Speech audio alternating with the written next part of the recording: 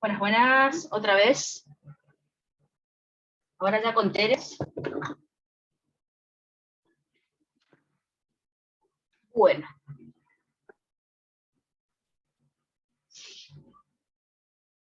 Vamos a, antes de continuar donde nos habíamos quedado, el PowerPoint que vimos en la clase anterior ya lo subí al Drive, está en la clase 3, que es la que vimos hoy a la mañana. Así que, y siempre yo cada clase voy reordenando, o sea, voy poniendo, en cada clase que fuimos dando tienen todos los contenidos que dimos, los videos, y ahora además le agregué el PowerPoint ese, así que tienen todo completito ahí por si quieren volver a repasar, ¿está?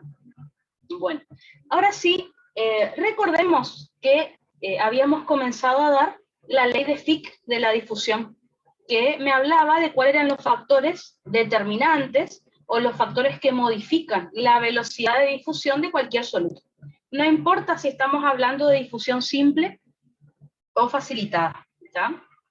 De todas maneras, cualquiera de esos factores modifica la difusión de un soluto. Dijimos que eran 4 factores: el gradiente de concentración de soluto, el área de la membrana plasmática, el coeficiente de difusión del soluto y el grosor o espesor de esa barrera de intercambio. Habíamos comenzado a dar el gradiente de concentración de soluto y habíamos dicho que a mayor gradiente, mayor velocidad de difusión. A menor gradiente, menor velocidad de difusión. Y un ejemplo que yo les comenté era el de la natremia, ¿no? Así que vamos a ver otros ejemplos más de aumento de gradiente. Por ejemplo, en la posingesta. Yo les había comentado entonces que en la posingesta, obviamente está aumentada la glucemia, ¿cierto? ¿Qué quiere decir esto? Que hay más glucosa en sangre que dentro de las células tisulares.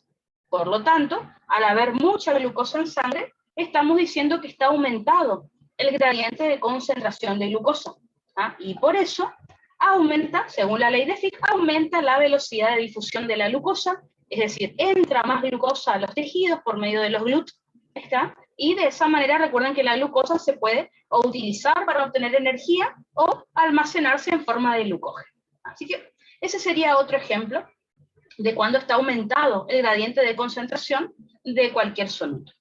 Veamos ahora ejemplos de disminución del gradiente de concentración de un soluto. Recuerden, según la ley de Fick, si disminuye el gradiente, disminuye la velocidad de difusión de ese soluto. Un ejemplo de esto, que al profe le gusta mucho preguntar, esto se lo pueden decir si quieren acá, o también en respiratorio, porque ahí también tenemos que dar este tema. Un ejemplo entonces de disminución de un gradiente de concentración es, por ejemplo, las grandes alturas. Recuerden que cuando nosotros ascendemos a grandes alturas, disminuye la presión atmosférica, ¿está? ¿Qué quiere decir esto? Que disminuye la presión que tiene el aire para poder entrar a los pulmones. Así que, si disminuye la presión que tiene el aire para ingresar a los pulmones durante la inspiración, eso hace que entre menos aire a los pulmones. Si entra menos aire a los pulmones, va a llegar básicamente menos oxígeno a los alvéolos, ¿tá? Dicho de otra manera, va a estar disminuido el gradiente de concentración del oxígeno, y sabemos, según la ley de Fick, que si disminuye el gradiente, disminuye la velocidad de difusión. En este caso del oxígeno, desde el alvéolo hacia la sangre del capilar pulmonar. Así que, por eso el paciente entra en una situación de hipoxia. El tema de hipoxia ya lo vamos a ver en respiratorio, pero básicamente es por eso. Acá les puse un ejemplo para que entiendan qué es lo normal y qué le está pasando a este paciente que está a grandes alturas. Entonces, les hice un dibujito del alvéolo, de los pulmones, los alvéolos pulmonares, y del capilar pulmonar. Habitualmente, la cantidad de oxígeno que tenemos dentro de un alvéolo, o sea, la presión alveolar de oxígeno, fíjense que es de 104 milímetros de mercurio. ¿Está? Y la presión de oxígeno que tenemos en el capilar pulmonar, fíjense que es de 40 milímetros de mercurio. Así que recuerden, estamos hablando de transporte pasivo. ¿Ah? Si hablamos de oxígeno es difusión simple. Habitualmente, luego de que el oxígeno llega a los alvéolos, tiene que difundir hacia el capilar pulmonar, porque siempre va a difundir de un lugar de mayor a un lugar de menor concentración de ese gas, de ese soluto. Ahora, ¿qué pasa a grandes alturas? Que es lo que les estoy comentando. Al estar disminuida la presión atmosférica, entra menos aire a los pulmones y por lo tanto menos oxígeno. Fíjense, en vez de 104 yo inventé acá, vamos a suponer que entra, que tenemos en el alveolo 90 milímetros de mercurio de oxígeno. O sea, ¿por qué? El paciente tuvo menos ingreso de aire a los pulmones. Entonces, en el capilar pulmonar, como siempre, tenemos 40 milímetros de mercurio de oxígeno. Fíjense lo que pasó con el gradiente. Como siempre les digo, si quieren saber cómo está el gradiente, hagan la resta. Esperen que busque la calculadora. Fíjense, por ejemplo, en el paciente normal, si yo hago 104 menos 40, eso me da 64 de gradiente. Fíjense, en este paciente sano, digamos, que no está a grandes alturas. ¿Tá? En cambio, fíjense lo que le pasó al paciente cuando ascendió a grandes alturas. Si restan 90 menos 40, fíjense que el gradiente ahora es de 50 milímetros de mercurio, ¿tá? Que es la diferencia entre, la diferencia de concentración, como ya habíamos dicho. Así que, ¿qué pasó acá en el paciente a grandes alturas? Disminuyó el gradiente de concentración de oxígeno. Y sabemos por la ley de Fick que a menor gradiente, menor velocidad de difusión. Así que, ¿cuál es el problema en grandes alturas? Que al disminuir el gradiente de oxígeno, difunde menos oxígeno hacia la sangre. Y obviamente el paciente por eso tiene hipoxia, o sea, falta oxígeno a su organismo. Bueno, ese es el problema con las grandes alturas. Lo vamos a volver a ver en respiratorio, pero el mismo ejemplo, si quieren, le pueden dar al profe ahora en primerera, no hay problema. Esos serían entonces ejemplos. A él le gusta que le hablen de la ley y le empiecen a dar ejemplos de todo. Eso es lo que él quiere, así que lo pueden hacer sin problema, ¿no? Otro de los factores que tenemos que estudiar de la ley de Fick de la difusión es el área de la membrana plasmática.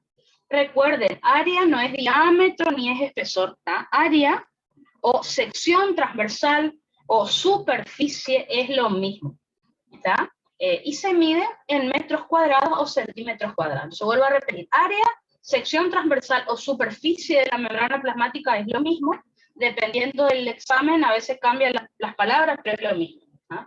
Y esto se mide en metros o centímetros cuadrados. Yo quiero que piensen lo siguiente. Cuando yo hablo de área de la membrana plasmática, ustedes imagínense que yo agarro todas las membranas plasmáticas de un tejido y las junto a ver cuánto lugar ocupan, cuánta superficie ocupan. A eso me estoy refiriendo con área. ¿Cuánta cantidad de membrana plasmática hay para hacer difusión, para que los solutos puedan pasar? A eso me refiero, a eso nos referimos entonces cuando hablamos de área. La cantidad de membrana plasmática que hay para hacer difusión de diferentes solutos. Según la ley de Fick, que ya les comenté, el área modifica de manera directamente proporcional a la velocidad de difusión. O sea, a mayor área, mayor velocidad de difusión de solutos, a menor área, menor velocidad de difusión. Fíjense que si lo digo con mis palabras se entiende mejor. Cuanto más membrana plasmática tengo, más soluto va a poder difundir. Si tengo menos membrana plasmática, menos soluto va a poder difundir. Así que veamos ejemplos de esto.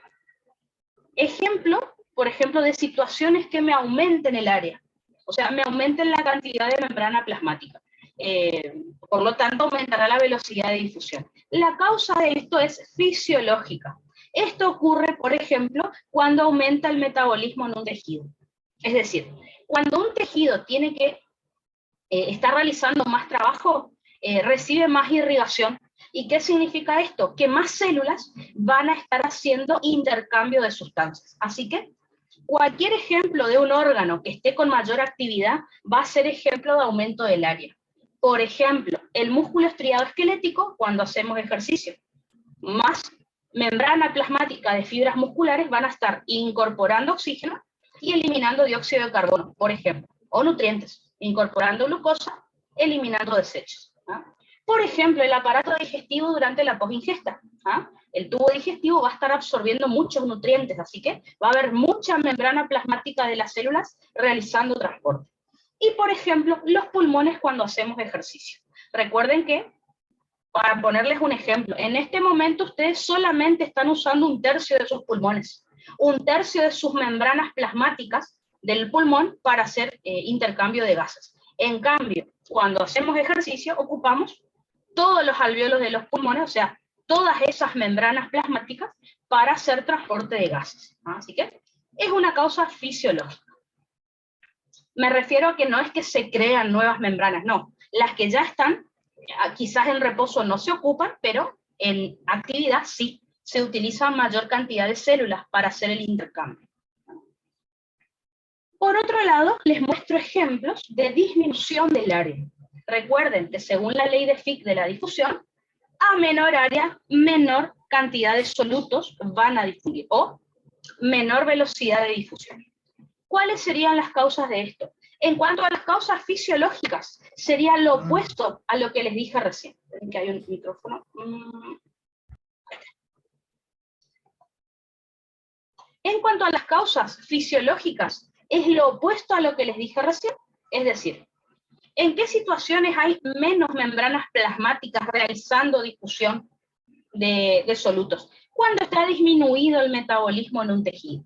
¿Qué quiere decir esto? En un determinado tejido, si no va a hacer mucha actividad, o sea, si está en reposo, disminuye la irrigación y por lo tanto le llega menos solutos, no elimina tantos desechos. Dicho de otra manera, hay menos células trabajando, realizando transporte de sustancias. Hay menos membrana plasmática realizando transporte. Por ejemplo, el músculo estriado esquelético cuando estamos en reposo, el tubo digestivo cuando estamos en ayunas, los pulmones, por ejemplo, cuando estamos en reposo. Como les dije hace un rato, en este momento que todos estamos sentados, bueno, capaz yo no porque estoy como hablando mucho, pero ustedes que están sentados tranquilos, escuchándome, seguramente en este momento solo están usando 1/3 de sus pulmones, ¿está? 1/3 de sus membranas plasmáticas alveolares están realizando intercambio de sustancias o transporte de solutos. Ahora, acá sí vamos a tener causas patológicas de disminución del área. En este caso, si piensan situaciones que me destruyan tejido, que me destruyan órganos y por eso pierdo membrana plasmática y pierdo la capacidad de hacer transporte. Por ejemplo, una resección quirúrgica. Vamos a suponer que a mí me sacan un riñón porque se lo tengo que donar a otra persona. Si a mí me sacan un riñón, pierdo la mitad de mi área, en el riñón obviamente, para hacer intercambio de solutos. O no sé, a mí me sacan un pulmón, por poner un ejemplo. Pierdo la mitad de mi área pulmonar para hacer transporte de gases, por ejemplo. Si no es una resección quirúrgica, por ejemplo, puede ser un cáncer. Recuerden que el cáncer va comiendo, va invadiendo tejido sano, que ya no va a poder hacer más transporte de solutos. Puede ser un proceso inflamatorio también. Recuerden que en el proceso inflamatorio se destruye no solo las bacterias o los microorganismos, sino también tejido sano, ¿tá? Y ahí el tejido que se destruye porque se forma pus, en esa zona no va a poder haber intercambio de solutos, ¿tá? Transporte de solutos. Y por último puede ser un infarto, ¿tá? Infarto o necrosis, recuerden que es lo mismo. ¿Qué quiere decir esto? Necrosis es muerte celular por isquemia, digamos. Entonces, si a algún órgano le llega muy poca irrigación, las células se empiezan a morir.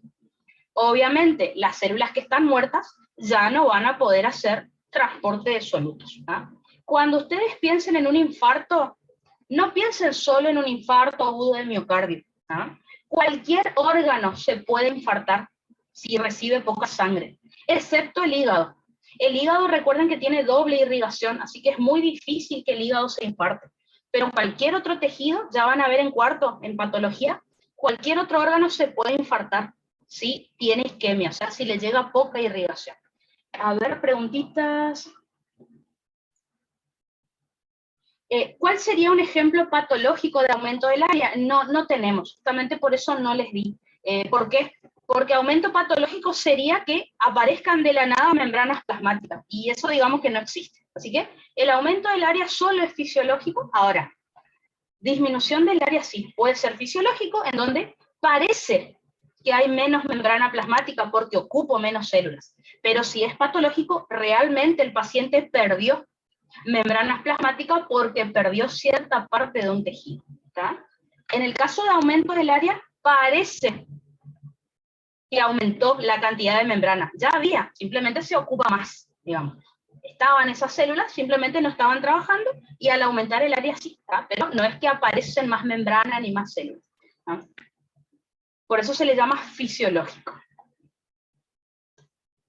Hermi, un ¿Sí? ejemplo de aumento de área patológica no podría ser un tumor que No, aumenta, ¿no? porque el tumor destruye tejido sano que sí va a hacer transporte de soluto. A lo mejor el tumor podría realizar transporte, pero al mismo tiempo haría perder los otros transportes que sí estabas realizando. O sea que en conjunto, digamos que se neutralizan, si lo querés pensar así.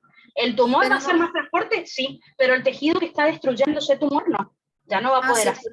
¿Ah? yo pensé que proliferaba la membrana, pero no, ¿no? El tumor, pero al mismo tiempo destruye lo sano. Entonces, prolifera Ah, tumor, pero destruye tejido sano, o sea que quedaría más o menos lo mismo. ¿Está? ah, bueno, gracias.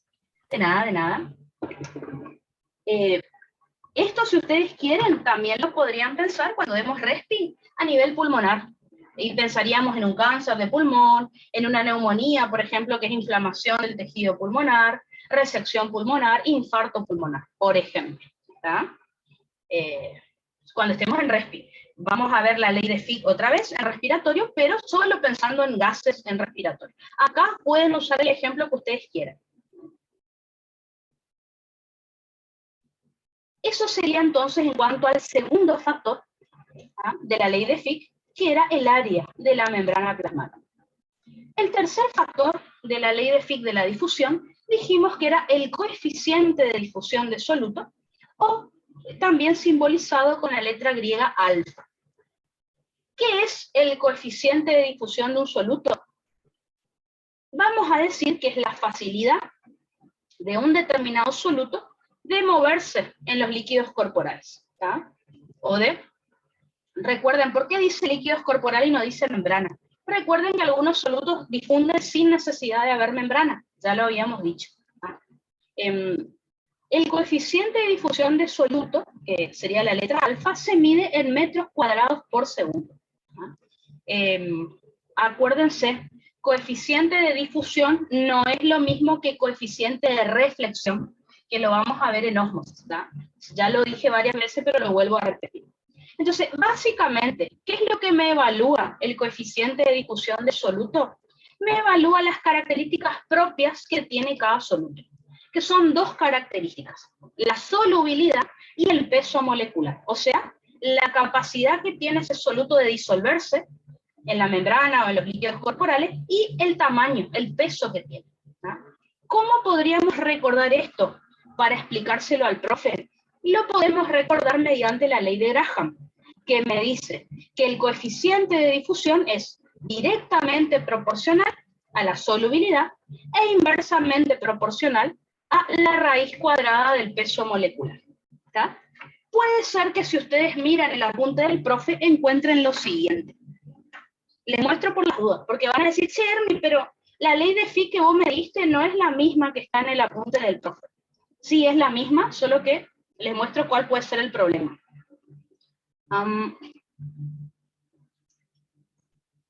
Yo les dije hoy que la ley de Fick de la difusión me dice que la difusión de un soluto es igual al gradiente de concentración por el área, por el coeficiente de difusión, dividido el grosor o espesor de la barrera de la barrera de intercambio. Bueno, si ustedes reemplazan esto, que es alfa, por la ley de Graham, o sea, si mezclan la ley de Fick con la ley de Graham, van a encontrar algo parecido, o sea, van a encontrar gradiente de concentración por el área, por la solubilidad, dividido el grosor por la raíz cuadrada del peso molecular.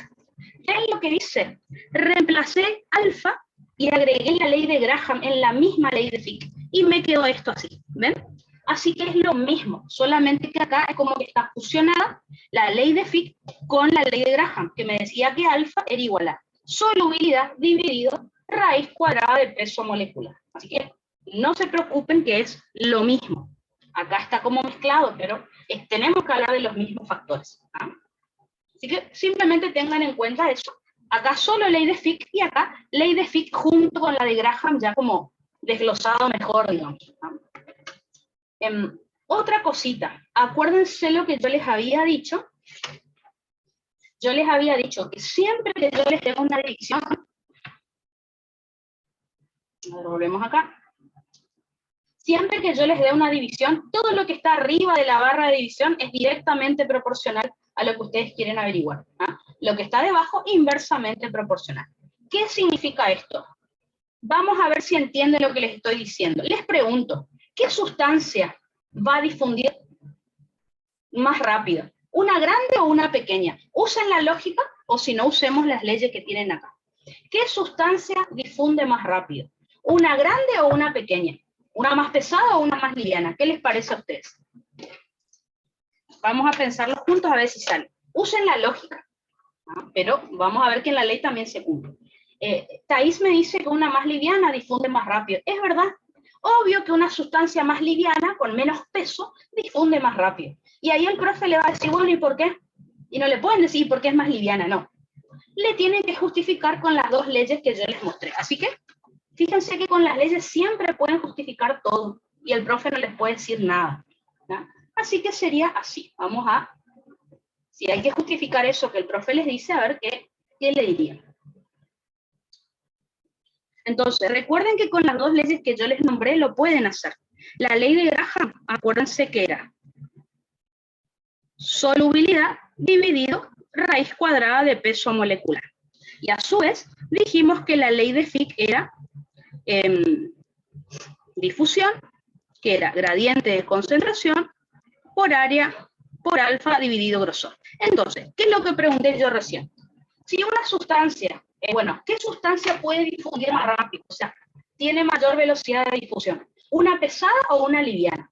Ahí se dice una liviana. Veamos si es cierto.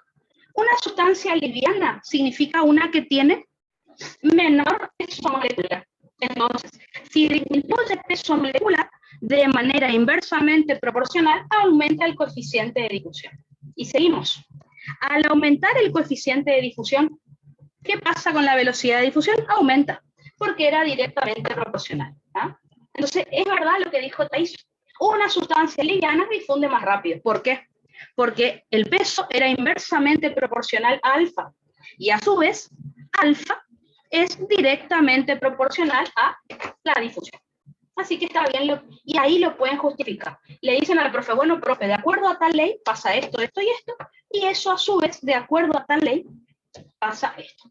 ¿Ah? Y ahí lo justifican, y él va a ver que ustedes saben las leyes, que es lo que a él le gusta. ¿Ah? Así que sí, obviamente, por lógica, obvio que una sustancia más chiquita se mueve más rápido. Es así. ¿Por qué? Bueno, lo justifican. ¿Ah? A ver. Perfecto, buenísimo. Justamente Thais dice, ley de Graham y ley de Fick. ¿Puedo justificar así? Dice Thais. Exactamente. Es lo que el profe quiere. Porque si le dicen, no, y la más chiquita se mueve más rápido porque es más chiquita. Y no me están justificando, me están diciendo que sí porque sí. ¿Ah? Con las leyes, espectacular. ¿Ah? Buenísimo entonces. Entonces, ¿qué es lo que le van a decir al profe? Bueno, profe, una sustancia con bajo peso molecular o más liviana difunde más rápido porque, según la ley de Graham, al disminuir el peso molecular, de manera inversamente proporcional, aumenta el coeficiente de difusión de soluto. Y a su vez, según la ley de Fick, al aumentar el coeficiente de difusión de soluto, de manera directamente proporcional, aumenta la velocidad de difusión. Y ahí está recontra explicado. Y encima le hablaron de dos leyes, que a él le gusta mucho. Eso es lo que tienen que hacer. Lo bueno de las leyes es que no van a necesitar memorizarse tanto. Siempre que ustedes se acuerden que lo que está arriba de la barra de división es directo, lo que está abajo es inverso. No se pueden confundir. Acuérdense ese secretito nomás y no se van a olvidar nunca. No importa en qué tema estemos hablando. Siempre que yo les dé una fórmula, no importa de qué tema, acuérdense eso y no se van a olvidar. Porque de tanta fórmula uno se marea, pero así imposible olvidarse. ¿Ah? Porque por ahí uno piensa, ¿por qué me tengo que memorizar tantas leyes? ¿Para qué? Bueno, justamente para hablar de regulación de cualquier cosa. ¿Ah? Perfecto, entonces. Así lo van a pensar a estas formulitas que yo les voy dando. por más que no tengan que calcular nada. Entonces, hablemos un poquito más de la ley de Graham, ya que estamos acá. El respiratorio lo vamos a volver a estudiar. Entonces, recuerden que la velocidad de difusión es directamente proporcional al coeficiente de difusión, como dijimos hace un rato. ¿Tá? Podemos hablar de dos términos acá, como les dije, según la ley de Graham. Por un lado, la solubilidad, que es la propiedad de un soluto de disolverse en el agua de los líquidos corporales. La solubilidad, según la ley de Graham, recuerden que es directamente proporcional al coeficiente de difusión, ¿tá? Y a su vez, él también es directo con la velocidad de difusión, según la ley de Fick. Así que, si aumenta solubilidad, aumenta alfa, aumenta velocidad de difusión de ese soluto. Si disminuye solubilidad, lo mismo. Cuanto menos soluble una sustancia, menos coeficiente de difusión va a tener y menos velocidad de difusión. ¿Ah? Obvio que cuando ustedes lo piensan es re lógico, pero al profe no les interesa si ustedes piensan lógicamente o no, quiere que les justifique todo. ¿Ah? Es así con fisiología. Les pongo un ejemplo que le podrían dar al profe. Experimentalmente se sabe que el dióxido de carbono es 20 veces más soluble que el oxígeno. Y el oxígeno es 2 veces más soluble que el nitrógeno. ¿De dónde saqué eso que yo estoy diciendo? Fíjense los datos que les muestro acá. En este cuadrito que tienen acá, yo les muestro los 3 gases de los que estamos hablando con sus respectivos coeficientes de difusión. ¿Ah? Por ejemplo, el gas que se toma como base para comparar con el resto es el oxígeno. Entonces, el oxígeno, fíjense que tiene un coeficiente de difusión de 1. ¿Está? Dijimos que el dióxido de carbono es 20 veces más soluble. Fíjense por qué. Porque su coeficiente de difusión es 20,1, 20 veces mayor. Recuerden, cuanto más alto este número, significa mayor coeficiente, mayor velocidad de difusión. En cambio, el nitrógeno, fíjense, su coeficiente de difusión es la mitad que el oxígeno, 0,5. Por eso les dije que el oxígeno es el doble de soluble o difunde el doble más rápido que el nitrógeno, porque el nitrógeno tiene la mitad del coeficiente que el oxígeno. ¿Está? Así que con eso es el ejemplo clásico que le pueden dar al profe. Lamentablemente se tienen que memorizar estos numeritos de acá, porque ese es el ejemplo. En respiratorio vamos a hacer lo mismo. Lo bueno, la buena noticia de esto es que este coeficiente no va a cambiar. No es que el dióxido de carbono puede cambiar de coeficiente de difusión, no. Es una característica que ya tiene y que no cambia. El nitrógeno siempre va a tener un alfa de 0,5, eso no va a cambiar. Así que con que ustedes le digan el ejemplo al profe, comparando los 3 gases, está perfecto. ¿Está? Así que voy a decir que el dióxido de carbono difunde mucho más rápido que el oxígeno, 20 veces más rápido. ¿Por qué? Y bueno, profe, porque su coeficiente de difusión es de 20,1, siendo que el del oxígeno es 1, o sea, a mayor coeficiente de difusión, mayor velocidad de difusión. ¿Ah? Así que es por eso. No va a cambiar, no hay ninguna causa que me altere este coeficiente de difusión. ¿Está? Por otro lado, tenemos al peso molecular.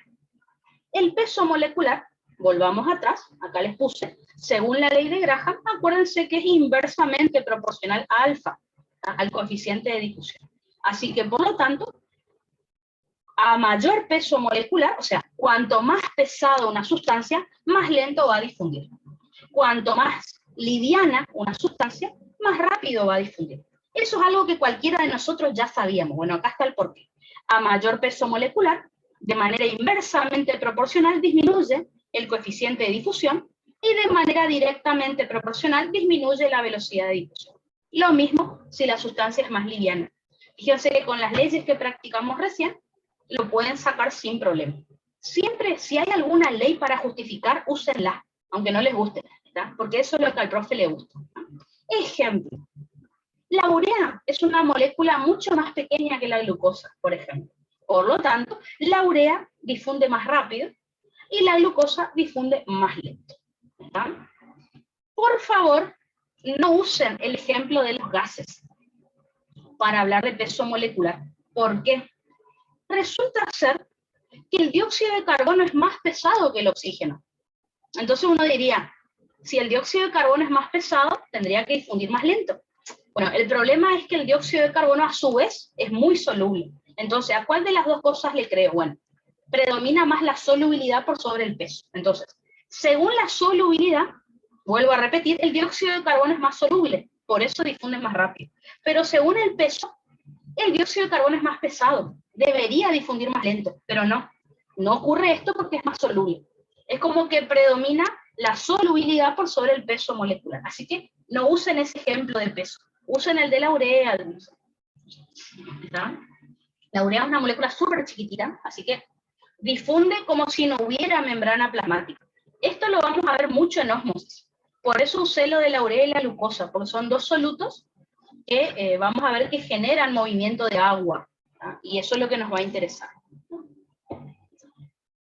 Entonces, regulación de este coeficiente de difusión, no hay. Simplemente les estoy mostrando características fijas que tiene un soluto y que no van a cambiar. ¿no? Por último, nos está quedando el grosor o espesor de la membrana plasmática, que en realidad no sería de la membrana plasmática, sería de la barrera de intercambio. ¿A qué me refiero yo con la barrera de intercambio? Básicamente, cuando hablamos de grosor o espesor, estoy hablando de la distancia que hay entre la célula y el capilar. Porque acuérdense que los solutos que van a entrar o van a salir de una célula, o sea, que van a atravesar la membrana plasmática, o van a venir desde la sangre, o van a ir hacia la sangre. Así que el grosor no sería el de la membrana, porque la membrana plasmática siempre tiene 7 nanómetros. Cuando se refiere a grosor o espesor, sería el de esta barrera de intercambio. Si estuviéramos en pulmón, dirían barrera de hematosis, por ejemplo. ¿tá? Entonces, de la ley de Fick, acuérdense que es el único factor que es inversamente proporcional. Es decir, si aumenta el grosor o espesor de esta barrera de intercambio, disminuye la velocidad de difusión. Si disminuye el grosor, aumenta la velocidad de difusión. Piénsenlo así. La única causa que nosotros vamos a estudiar es la de aumento de grosor, porque disminución en realidad no me afecta mucho en la difusión.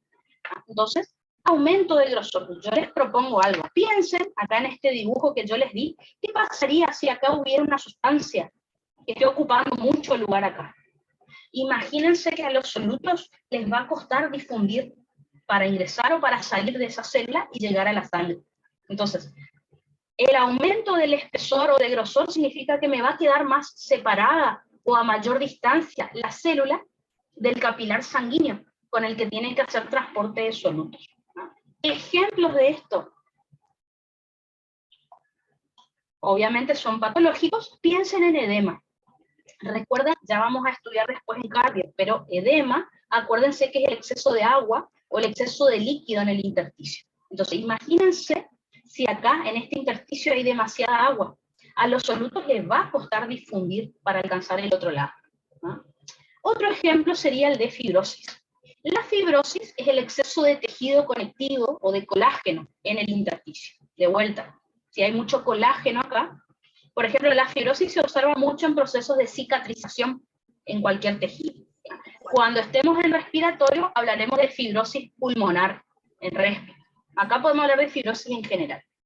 O, por ejemplo, puede ser un tumor. Imagínense que acá en el intersticio hay muchas células tumorales que van a dificultar la difusión de los determinados solutos. ¿tá? Así que ejemplos de esto, cuando estén en respiratorio me pueden hablar de edema pulmonar, de fibrosis pulmonar y de cáncer de pulmón, y es lo mismo. Ahí voy a cambiar los ejemplos nomás, pero es lo mismo. Así que ley de Fick con todos los ejemplos que ustedes se acuerdan es lo que el profe quiere. ¿ah? Siempre pasa eso. ¿ah? Entonces, ¿alguna pregunta hasta acá? Con esto entonces terminamos lo que es transporte pasivo. Nos queda ver transporte activo.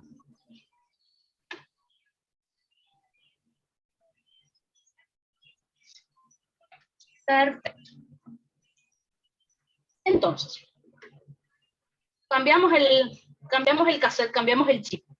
Recuerden que hasta ahora estuvimos estudiando transporte pasivo, que era aquel tipo de transporte que se producía a favor del gradiente de concentración de soluto y sin gasto de energía derivada de la temperatura. Ahora vamos a estudiar todo lo opuesto, es decir, que el transporte activo se produce en contra de gradiente de concentración de soluto, o sea, de un lugar de menor a un lugar de mayor concentración de soluto, al revés, de donde hay menos a donde hay más soluto, y sí o sí necesitamos gastar ATP para que ocurra eso, ¿no? Otra característica que ya les conté es que ocurre a partir de proteínas transportadoras o carriers, ¿no? Solo la difusión simple utiliza bicapa lipídica o proteínas canal. La difusión facilitada y cualquier tipo de transporte activo utiliza proteínas transportadoras o carriers, ¿no? En la clasificación que les había dado en la clase anterior, también les comenté que el transporte activo se clasifica en primario y secundario. Comencemos primero por el transporte activo primario, que recuerden que también se llama monotransporte o uniporte. ¿Cómo lo podemos definir? Vamos a decir que es el tipo de transporte activo en el cual se gasta ATP directamente.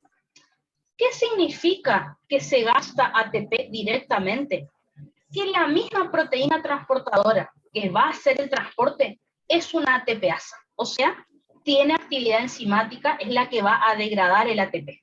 ¿tá? La misma proteína que rompe el ATP lo utiliza para realizar el transporte de soluto en contra de su gradiente. ¿tá? Así que esta proteína de la que vamos a hablar, o sea, las bombas, como ustedes la conocen, son proteínas transportadoras y a su vez son enzimas. Dos cosas al mismo tiempo. Recuerden que la nomenclatura, el nombre con las que le van a encontrar es el término bomba, luego cuáles son las sustancias a transportar y finalmente ATPase. Todos los nombres son así. Ejemplos, de vuelta, es lo que al profe le gusta, mucho ejemplo. Le van a decir al profe el nombre de la bomba y dónde se encuentra ubicada y para qué sirve. Eso es lo que él quiere saber.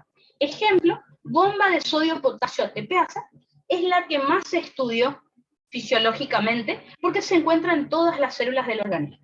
Es el ejemplo que yo les voy a explicar ahora. Vamos a tener, por ejemplo, la bomba de calcio ATPasa, que por ejemplo se encuentra en los músculos. En todos los tipos de músculos, ya vamos a estudiar que se encuentra en la membrana de los retículos sarcoplásmicos y puede también estar en las membranas plasmáticas de esas células musculares. Ya vamos a ver que estas bombas me sirven para la relajación muscular. Una vez que finaliza el acoplamiento éxito-contráctil, las bombas lo que hacen es, la bomba de calcio saca calcio del citoplasma y lo mete en el retículo o saca hacia el extracelular. Así que eso ya lo vamos a estudiar en músculo. Por ejemplo, tenemos también a la bomba de potasio protón ATPasa. Uno de los lugares donde las encontramos en las células parietales del estómago. Y acuérdense que esto me sirve para la secreción de ácido clorhídrico. ¿Ah? O por ejemplo, también encontramos en los riñones. Encontramos en segunda mitad del túbulo contorneado distal, túbulo colector cortical y túbulo colector medular. Recuerden que en túbulo proximal y asa de Henle no hay esta bomba, hay transporte secundario de protones, así que tengan cuidado, ahora lo vamos a ver. ¿Cuál es la función que tiene acá esta bomba en los riñones? Secreción de protones hacia la orina. ¿no? Así que diferentes ejemplos y para qué me sirve cada uno. A modo de ejemplo, les voy a enseñar cómo funciona la bomba de sodio-potasio ATPasa. ¿no? En realidad, todas las bombas funcionan de la misma manera. La diferencia está en qué sustancias van a transportar. ¿no? Recuerden que en el caso de la bomba de sodio-potasio ATPasa se le denomina, no sé si recuerdan, bomba 321 o 321, justamente por la función que realiza. Acuérdense que esta bomba lo que va a hacer es sacar 3 sodios de la célula, al mismo tiempo que ingresan 2 potasios a la célula, y para poder realizar este transporte necesita gastar un ATP. Fíjense lo que estoy diciendo. Nosotros estudiamos canal de sodio, o sea, transporte pasivo, y veíamos que el sodio entraba a la célula. Fíjense lo que hago ahora. Estoy sacando sodio porque es transporte activo, en contra de su gradiente. Nosotros hemos estudiado canal de potasio. En el canal de potasio, el potasio habitualmente sale de la célula porque es transporte pasivo. Ahora fíjense cómo lo metemos a la célula, hablando de transporte activo. ¿tá? Esta bomba de sodio, potasio, ATPasa, recuerden que ustedes la van a encontrar en todas las células. Y ya van a ver que es porque tiene una función muy importante, que enseguida les cuento. ¿Qué otra característica tiene esta proteína transportadora? Que tiene 6 sitios activos. Del lado de adentro de la proteína, acá ven el dibujito, ¿ven acá? Bueno, mis dibujos son medio feos, pero no importa. Yo les dibujé acá la proteína transportadora y fíjense que acá dibujé 4 redonditos.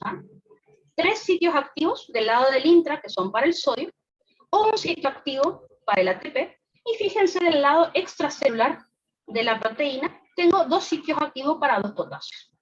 Así que 6 sitios activos. Esperen que parece que hay un micrófono. Ahí está. Entonces, 6 sitios activos. Dato importante. Se tienen que ocupar los 6 sitios activos para que la bomba funcione. Si uno de ellos no se ocupa, la bomba no funciona. Vamos a poner un ejemplo. Supongamos que yo quiera transportar 2 sodios y un potasio nomás. No. Tengo que transportar los 3 sodios, los 2 potasios y ocupar un ATP, sí o sí. ¿Tá? Entonces, ¿cómo sería el mecanismo? Como les dije recién, se tienen que ocupar todos los sitios activos, es decir, desde el intracelular, desde el líquido intracelular se van a unir 3 sodios y un ATP a sus respectivos sitios activos, y desde el extracelular se van a unir 2 potasios a sus respectivos sitios activos. Una vez que están ocupados todos los sitios activos, ahí recién se activa la función ATPasa que tiene la proteína transportadora. Y como ya saben, una ATPasa lo que hace es escindir, degradar un ATP a ADP más fosfato. Esa ruptura del ATP, recuerden que me libera energía para poder realizar el transporte. Y acá está lo que al profe le gusta preguntar. Fíjense que en ningún momento yo les hablé del magnesio. Y usted me dice, bueno, se necesita sodio, potasio, ATP. Bueno, el magnesio también participa en este mecanismo. ¿Por qué? Porque el magnesio es cofactor de la enzima, cofactor de la ATPasa. Así que piensen que si yo no tengo magnesio, la bomba tampoco va a funcionar. Y seguramente escucharon preguntar al profesor, porque siempre pregunta lo mismo, ¿está? El magnesio, si falta, no funciona la bomba, porque es el cofactor de la ATPasa. ¿Ah? Por favor, no se olviden, porque es pregunta de examen siempre, oral o escrito. ¿Ah? Igual ahora lo vamos a volver a repetir. Así que, la ATPasa utiliza magnesio como cofactor. Esa energía, entonces, que se liberó, producto de la ruptura del ATP, es utilizada por la proteína para sufrir un cambio conformacional. O sea, cambiar de forma, básicamente. ¿Qué es lo que hace la proteína? Es como que gira, ¿está? Imagínense que acá arriba es el extra y acá el intra. Acá abajo se habían unido los sodios y el ATP, que ahora es ADP y fosfato. Acá arriba los potasios. Dijimos que la proteína utiliza la energía que se liberó hace un ratito y lo que hace es girar. Entonces, todo lo que estaba del lado del extra ahora queda del lado de adentro. Todo lo que estaba del lado del intra ahora queda del lado opuesto. La proteína transportadora, entonces, sufre un cambio conformacional, o sea, gira hacia el lado opuesto. Que es lo que les puse acá, ¿ven? El sodio y el ADP, el fosfato, quedó del otro lado, y el potasio quedó del lado intracelular. Una vez que la proteína cambia de forma, pierde afinidad por el ADP, por el sodio y el potasio, y los libera hacia los compartimientos que corresponden. O sea, el ADP y el fosfato se libera junto con los sodios hacia el LEC, y el potasio se libera hacia el LIC. Una vez que la proteína transportadora liberó todos esos solutos, vuelve a girar y regresa a su posición original. ¿Qué es lo que pasó acá? Y ahí podemos empezar todo de vuelta, ¿ven? Vuelve a sufrir un nuevo cambio conformacional y empezamos de vuelta. ¿Tá? Todos los tipos de transporte activo primario funcionan así. ¿Tá? La diferencia es cuántos sitios activos, por ejemplo, tienen las proteínas. ¿tá? El de la bomba de sodio-potasio tiene 6, para todas las sustancias que va a transportar. Los otros tipos de transporte nosotros lo vamos a ir estudiando a medida que transcurran los temas.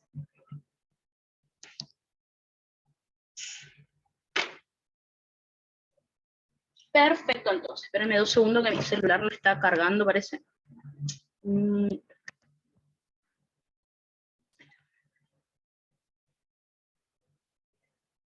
Así que con esto terminamos de explicar cómo funciona un transporte activo primario. Ahora, estas son preguntas de examen que el profe suele hacer. ¿Cuáles son los estímulos que van a hacer que se active o no esta bomba de sodio-potasio ATPasa? Fíjense, uno de los estímulos es aumento del sodio en el líquido intracelular. Por obvias razones. Fíjense que el sodio se une en el intra. Así que aumento de sodio en el intracelular, aumento de potasio en el extracelular, aumento de ATP en el intracelular. ¿Ah? Y acá está algo que no nos solemos acordar porque pensamos que no tiene relación. Aumento de agua en el intracelular. ¿Qué tiene que ver con lo que estamos estudiando? Si esta bomba no transporta agua. La bomba transporta sodio. Y ustedes tienen que recordar que el sodio arrastra agua. Obviamente que el agua no va a pasar por esta bomba, va a pasar por su aquaporina, pero lo va a seguir al sodio. Entonces, ¿qué tiene que ver el agua con lo que estamos estudiando? Cuando una célula tiene demasiada agua, corre peligro de hincharse y explotar, ¿no es cierto?, de lisarse. Entonces, esto hace que se active la bomba. ¿Qué es lo que va a hacer la bomba? Saca sodio, el sodio arrastra agua, es decir, ejerce presión osmótica sobre el agua y el agua lo sigue. Y de esa manera evitamos que la célula siga aumentando su cantidad de agua. Vuelvo a repetir, el agua no va a salir por la bomba, va a salir por su mecanismo, por su aquaporina, pero lo va a seguir al sodio. ¿Tá? Por eso el agua interesa acá en la explicación.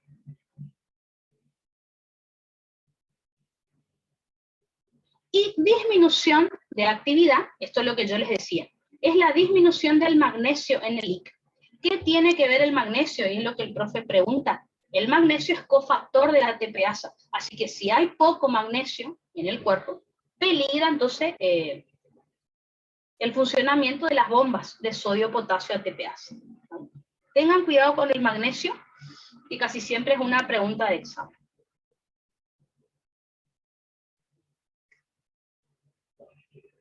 Ahora, la pregunta sería, ¿por qué la bomba de sodio-potasio está en todas las células? O sea, debe tener una función muy importante para que todas las células la tengan. Bueno, sí. La función más importante que tiene la bomba de sodio-potasio ATPasa es que me mantiene el gradiente, el equilibrio electrolítico, como así también el equilibrio hídrico. ¿Ah? ¿Qué significa que mantiene el equilibrio electrolítico? ¿Se acuerdan algo que yo les había dicho en la clase anterior? Que los iones, por transporte, todos los solutos en realidad, por transporte pasivo, ellos tienden a querer equilibrarse a ambos lados de la membrana, o sea, tienden a disipar su gradiente. Entonces yo les había contado, ¿qué pasaría si a la célula solo entrara sodio? Entra sodio, entra sodio, entra sodio y nunca lo saco. Va a llegar un momento en donde la cantidad de sodio en el extra y en el intracelular va a ser la misma. Dejaría de haber gradiente y ya no habría transporte y la célula se muere. ¿Está? Entonces, las bombas lo que hacen es evitar que desaparezcan los gradientes. Por eso yo les dije, en el cuerpo humano es difícil que los gradientes desaparezcan, es imposible, porque las bombas se encargan de mantener el gradiente de concentración de sodio y potasio. Entonces, les pongo un ejemplo. Si en un potencial de acción entra sodio a la célula, una vez que termina el potencial de acción, la bomba lo devuelve al extracelular. Si en un potencial de acción sale potasio de la célula, cuando termina el potencial, la bomba lo devuelve a donde estaba y mantiene así los gradientes. ¿Tá? Y si yo mantengo el equilibrio en el medio interno, que es el extracelular, se mantiene el del intra, ¿tá? Y mantengo la homeostasis. ¿Tá?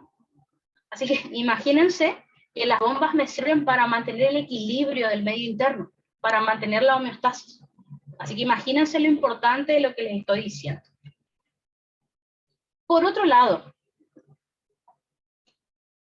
otra de las funciones de la bomba de sodio-potasio ATPasa es mantener el equilibrio hídrico. o sea, mantener el volumen o la turgencia, la forma de la célula. Como les dije recién, siempre que una célula tenga demasiada agua, inmediatamente se activa la bomba, saca sodio, el sodio ejerce presión osmótica sobre el agua y la célula recupera su forma, digamos, habitual. ¿Ah? Evitamos que se lise, que se hinche. Otra vez, para mantener la homeostasis. ¿Ah? Esto nos sirve para mantener los volúmenes normales, tanto en el leak como en el leak.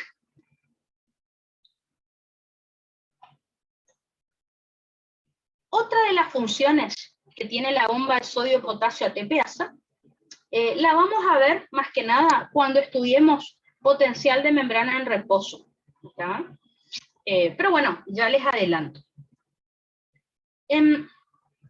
Resulta ser que la bomba de sodio-potasio ATPasa es electrógena. Bueno, ¿qué significa eso? Significa que saca una carga neta positiva hacia el exterior de la membrana plasmática, dejando al interior de la membrana plasmática más electronegativo. Perfecto. ¿Qué significa eso? Yo quiero que piensen en lo siguiente. Yo hace un ratito les dije que la bomba saca 3 sodios y mete 2 potasios. Bueno, quiero que se olviden de los iones y piensen en las cargas. Si yo estoy sacando 3 sodios, son 3 cargas positivas que estoy sacando de la célula. Si yo estoy metiendo 2 potasios, son 2 cargas positivas que yo estoy metiendo a la célula. Entonces, fíjense lo que está haciendo la bomba. Está sacando una carga de más de lo que está ingresando. Entonces, ¿qué significa esto? Carga neta. Neta significa total, o sea que ya hice la resta, digamos. Entonces, cada vez que la bomba funciona, mi membrana plasmática, fíjense, el interior de la membrana plasmática pierde una carga positiva. ¿Ah? Así que 3 menos 2 es 1, por eso lo puse acá. ¿Ah? Cada vez que la bomba funciona, el interior de la membrana pierde una carga positiva, por eso queda negativo. El exterior de la membrana plasmática gana una carga positiva, por eso queda electropositivo. ¿Está? Fíjense qué interesante. ¿Les suena este dibujito que ven acá? Fíjense que esto hace que la membrana plasmática esté polarizada en reposo. ¿Ah? Dijimos que la membrana plasmática polarizada era aquella que tenía interior de la membrana electronegativo, exterior electropositivo. ¿Ah? ¿Qué es lo que nos faltaría estudiar después, cuando veamos potencial de membrana en reposo? Me faltaría estudiar cuánto de negativo. ¿Ah? ¿Se acuerdan cuánto de negativo queda la membrana gracias a la bomba? Recuerden que es solamente menos 4 milivoltios. ¿Está? Ya vamos a ver. Si el potencial de membrana en reposo es menos 90, me falta número todavía. Pero bueno, la bomba electrógena, entonces, la bomba de sodio-potasio, podemos decir que contribuye a que la membrana plasmática esté polarizada en reposo. Es decir, que su interior sea electronegativo y que su exterior sea electropositivo. ¿Cuánto de negativo me va a quedar el interior? Menos 4 milivoltios.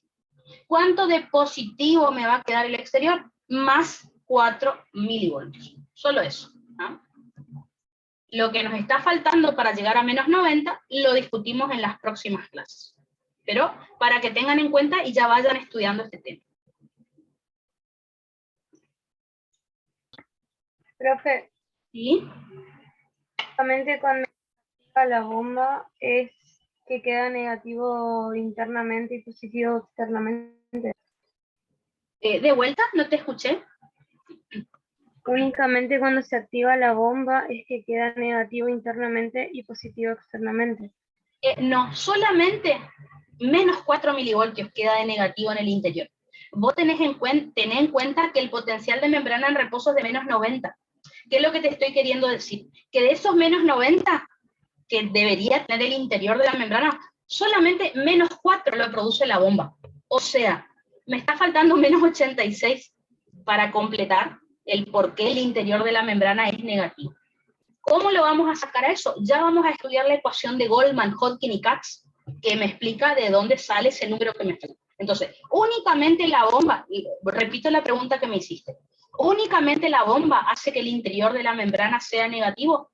No.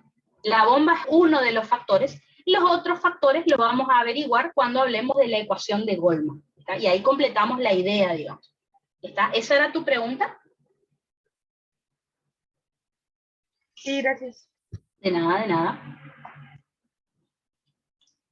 Así que si solo fuera por la bomba, el interior de la membrana sería de menos 4 milivoltios. No sería de menos 90, que es lo que realmente ocurre, pero eso ya lo vamos a estudiar próximamente. ¿No? Eso sería entonces en cuanto a la bomba de sodio-potasio ATPase. Recuerden que yo también les nombré otros ejemplos, como por ejemplo la bomba de calcio ATPasa. Fíjense que la bomba de calcio ATPasa tiene un sitio activo, como ven acá, un redondito para el calcio, y otro sitio activo para el ATP, como siempre. El profe no les va a empezar a preguntar cuántos sitios activos tiene. Lo que él quiere saber es de la bomba de sodio-potasio ATPasa. Eso es lo que él más pregunta, digamos, en un horario, ¿no? Por otro lado, tenemos la bomba de potasio, protón ATPasa, que fíjense que tiene 3 sitios activos. Un sitio activo en el lado del intra, para el protón, otro sitio activo del lado del intra, para el ATP, y un sitio activo del lado del extra, para el potasio. Más allá de eso, todas las bombas funcionan igual, o sea, necesito ocupar todos los sitios activos para que se active la bomba. Recuerden que luego de ahí se rompe ATP en ADP y fosfato, se utiliza la energía para hacer el cambio de conformación, se libera los solutos del lado opuesto de la membrana, y luego esa proteína vuelve a su posición original y empieza todo de vuelta, ¿tá? Independientemente de qué bomba sea. Pero bueno, la bomba de sodio y potasio es la que el profe quiere saber más que nada, ¿tá? Estas bombas que ven acá las vamos a ver, por ejemplo, en músculo, las vamos a ver en digestivo, en diferentes temas, renal, así que ya lo vamos a volver a estudiar. A ver, preguntitas. Diana pregunta si ahí también se utiliza el magnesio para la ATPasa. Exactamente. La ATPasa siempre utiliza magnesio como cofactor, ¿está? En cualquier tipo de bomba, digamos. Así que la falta de magnesio puede hacer que no funcione ningún transporte activo primario en general. El profe habla siempre de la bomba de sodio, potasio, ATPasa, pero cualquier ATPasa necesita magnesio como cofactor, ¿está?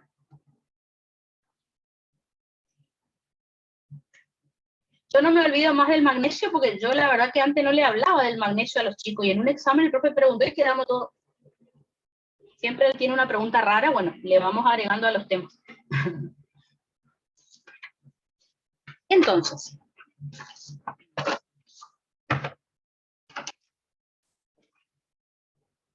eso sería en cuanto al transporte activo primario o también llamado monotransporte o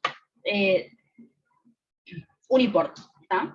Vamos a pasar ahora a estudiar el transporte activo secundario, ¿tá? Recuerden ustedes primero la definición de transporte activo primario, que dijimos que era el tipo de transporte activo en el que se gasta ATP directamente. Ahora, fíjense la definición de transporte activo secundario. Es el tipo de transporte activo en el cual se gasta ATP indirectamente, o lo que es lo mismo, se utiliza el gradiente de otro ion. ¿Qué significa eso? En primer lugar, el hecho que cuando dice se gasta ATP indirectamente, significa que la proteína que va a hacer el transporte no ocupa ATP. Entonces la pregunta sería, si la proteína que va a hacer el transporte no ocupa ATP, ¿dónde se ocupa ese ATP? Bueno, el ATP lo ocupa un transporte activo primario. ¿Qué es lo que quiero decir con esto? Que el transporte activo secundario depende del primario. Si el primario no funciona, el secundario tampoco. Así que son transportes acoplados. Para que funcione el secundario necesito una bomba, sí o sí, que es la bomba de sodio-potasio ATPasa que hemos visto anteriormente. Ya les muestro cómo sería ese transporte acoplado. Y se utiliza el gradiente de concentración de otro ion, es lo mismo que decir que se gasta ATP indirectamente. Ya les muestro por qué. Los iones que más se utilizan como los gradientes de los iones que más se utilizan son el del sodio y el del cloro. Ya vamos a ver enseguida por qué les digo esto. Recuerden que dentro del transporte activo secundario vamos a tener dos tipos de transporte, a su vez. El cotransporte o symport y el contratransporte o antiport. ¿Qué significa cotransporte o symport? Que las sustancias que se van a transportar van para la misma dirección. O las dos entran a la célula o las dos salen, para el mismo lado, digamos. Ejemplo de esto va a ser el cotransportador sodio-glucosa, que ya les muestro cómo funciona. En el intestino delgado, les digo esto porque al profe le gusta preguntar, en el intestino delgado se llama SGLT1. Yo les había pedido que no se confundan con los S-GLUT, o también llamados GLUT, que eran difusión facilitada. Transporte pasivo, difusión facilitada. Los SGLT son transporte activo, secundario de tipo cotransporte, ¿no? El SGLT1 está en intestino delgado y me permite absorber glucosa o galactosa en intestino delgado, ¿no? En los riñones, por ejemplo, también tenemos este cotransportador, pero se llama SGLT2, que me permite reabsorber glucosa o galactosa hacia la sangre. Otro ejemplo es el cotransportador sodio-aminoácido, que lo podemos tener también en intestino delgado o en el túbulo contorneado proximal de los riñones. No tiene nombre propio, simplemente se llama así, y me permite o absorber o reabsorber nutrientes, aminoácidos, en riñón o en intestino delgado. Otro ejemplo de cotransporte es el cotransportador sodio-cloro, que lo vamos a encontrar en la primera mitad del túbulo contorneado distal, específicamente en la mácula densa de los riñones, porque ahí está este cotransportador. Recuerden que si estamos hablando de mácula densa, estamos hablando del sistema renina-angiotensina-aldosterona. Así que esa es la importancia de este cotransportador. Participa del sistema renina, que después ya vamos a estudiar. Otro ejemplo que pueden encontrar es el cotransportador sodio-potasio 2-cloro. Recuerden que este cotransportador lo vamos a encontrar en el asa ascendente gruesa de Henle, ¿no? Y es el que me va a permitir reabsorber estos iones en los riñones.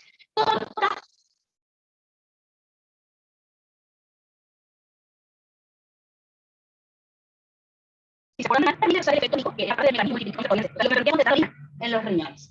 De vuelta, tiene como muchas funciones que iremos estudiando. Así que fíjense, muchos ejemplos de cotransporte que ahora les muestro cómo van a funcionar.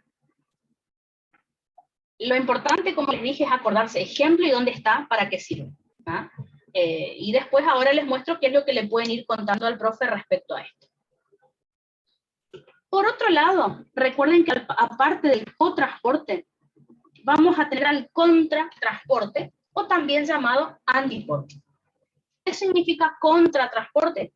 Que las sustancias van en diferente dirección. Si una sustancia entra a la célula, la otra sale, obviamente por la misma proteína. Ejemplo de esto, tenemos al contratransportador sodio-protón, que se encuentra en el túbulo proximal y en el asa ascendente gruesa de Henle. Quiero que miren esto, porque cuando hablan de este tema en el oral se confunden. Bombas de potasio-protón ATPasa es transporte activo primario y está en la segunda mitad del túbulo distal, túbulo colector cortical y túbulo colector medular. Ya les puse acá está el ejemplo, ¿ven? En cambio, contratransportador sodio-protón, contratransportador, es transporte activo secundario y está en el túbulo proximal y asa ascendente gruesa de Henle. Son diferentes tipos de transporte, uno es con sodio y el otro con potasio, y están en diferentes lugares, ¿verdad? Así que ojo cuando van a hablar de ese tema, no se confundan las ubicaciones, digamos, que es lo más importante. Igual, cuando den renal lo repasan otra vez y ya está. ¿Para qué me sirve acá? Lo mismo que la bomba de potasio-protón ATPasa en los riñones. Sirve para secreción de protones hacia la orina, ¿no? Por eso la orina es un poco ácida. Otro ejemplo es el contratransportador 3-sodio-calcio, o también llamado intercambiador 3-sodio-calcio.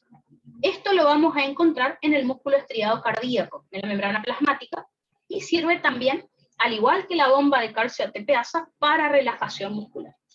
Esto les tengo que explicar enseguida, Porque acá es donde actúan los digitálicos, que al profe le gusta preguntar en cardio, o les gusta preguntar ahora en primera. El mecanismo de acción de los digitálicos, ¿no? Que son fármacos para el tratamiento de la insuficiencia cardíaca. Ya lo vemos enseguida. Otro ejemplo que le podrían dar al profe es el contratransportador clorobicarbonato, ¿no? Que lo vamos a encontrar en los riñones, específicamente en la membrana vasolateral de las células tubulares. La función, recuerden que es reabsorción de bicarbonato. Ustedes estudiaron a lo largo del año que siempre que se secreta un protón, se reabsorbe un bicarbonato. Eso es casi siempre así, digamos, ¿no? Pero bueno, lo vamos a repasar ahora, así no se olviden. Entonces, todo lo que les voy a explicar ahora lo ven a lo largo de las otras eras, así que es como que después ya no lo vamos a volver a explicar. Lo explicamos ahora y la próxima lo hacemos más rápido. Entonces, a ver. Ahora que viene, el tema es el siguiente. Todos los ejemplos que les di, la mayoría los encontramos en riñón. Por eso voy a dibujar una célula tubular renal y ahí repasamos todo lo que les estoy diciendo. A ver.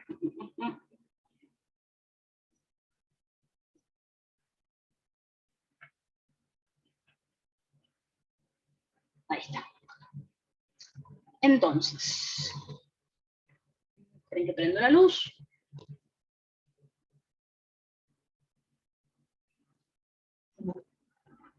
Si ustedes recuerdan, en la primera clase que nosotros dimos de primera era, hablamos de los niveles jerárquicos de organización del organismo humano y ahí hablamos de las células. Y yo les había hecho este dibujo. Les dije que les iba a servir por ahí para transporte.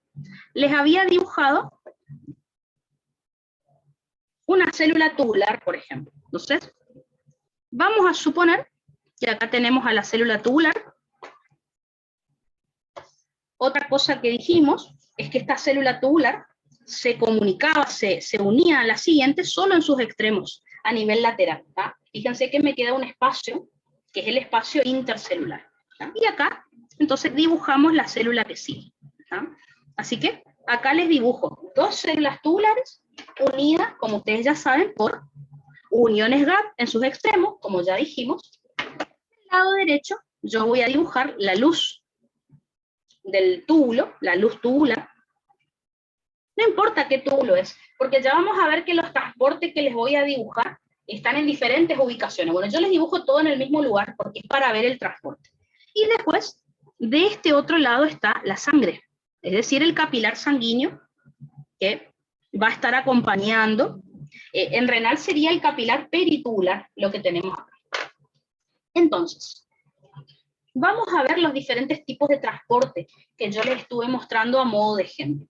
Uno de los transportes que yo les dije era transporte activo secundario de tipo cotransporte, ¿ah? El cotransportador, sodio-glucosa, por ejemplo. Les nombré también al cotransportador sodio-aminoácido.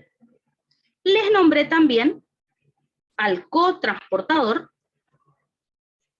sodio-cloro. Les nombré también, bueno, hay varios, ¿ah? Al cotransportador sodio, potasio, 2-cloro. Diferentes ejemplos. En todos los ejemplos que están acá, fíjense lo siguiente. Fíjense la puntita de las flechas.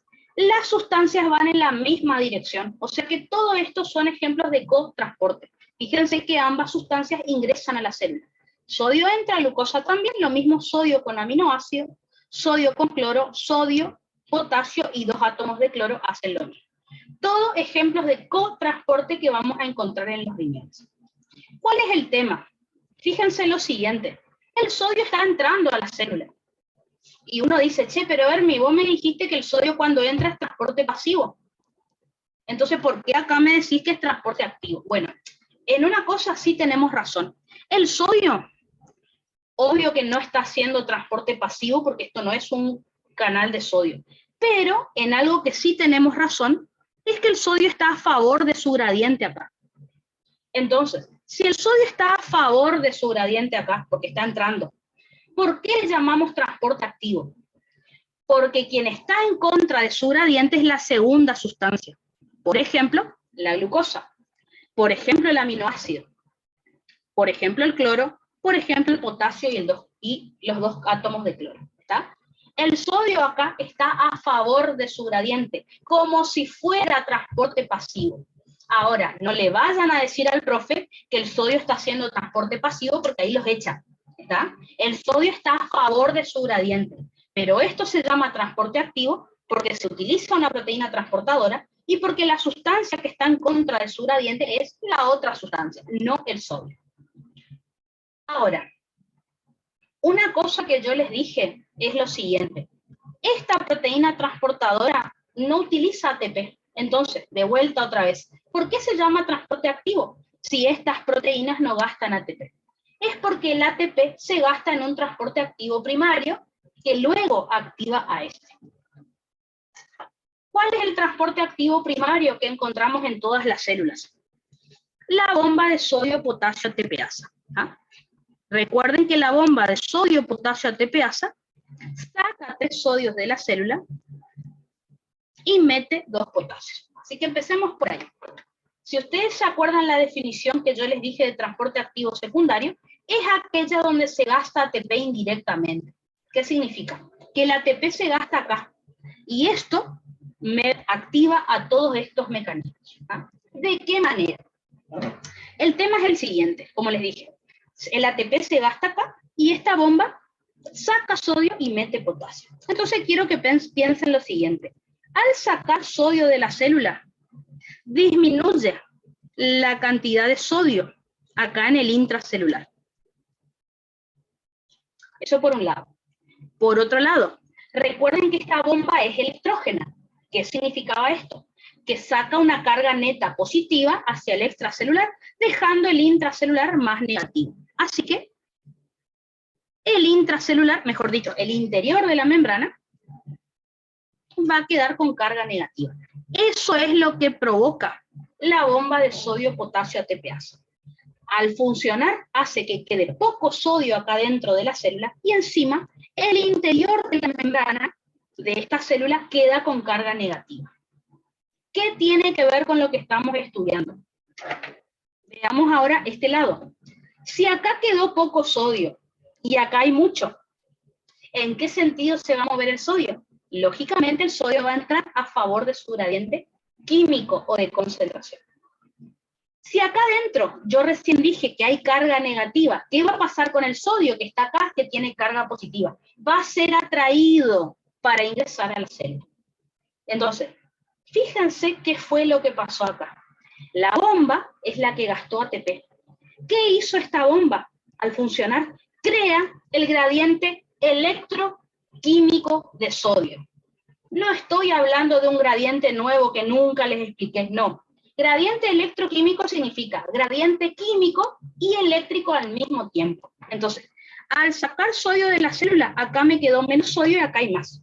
O sea, se creó una diferencia de concentración de sodio a ambos lados de la membrana. Por eso el sodio entra a favor de su gradiente químico.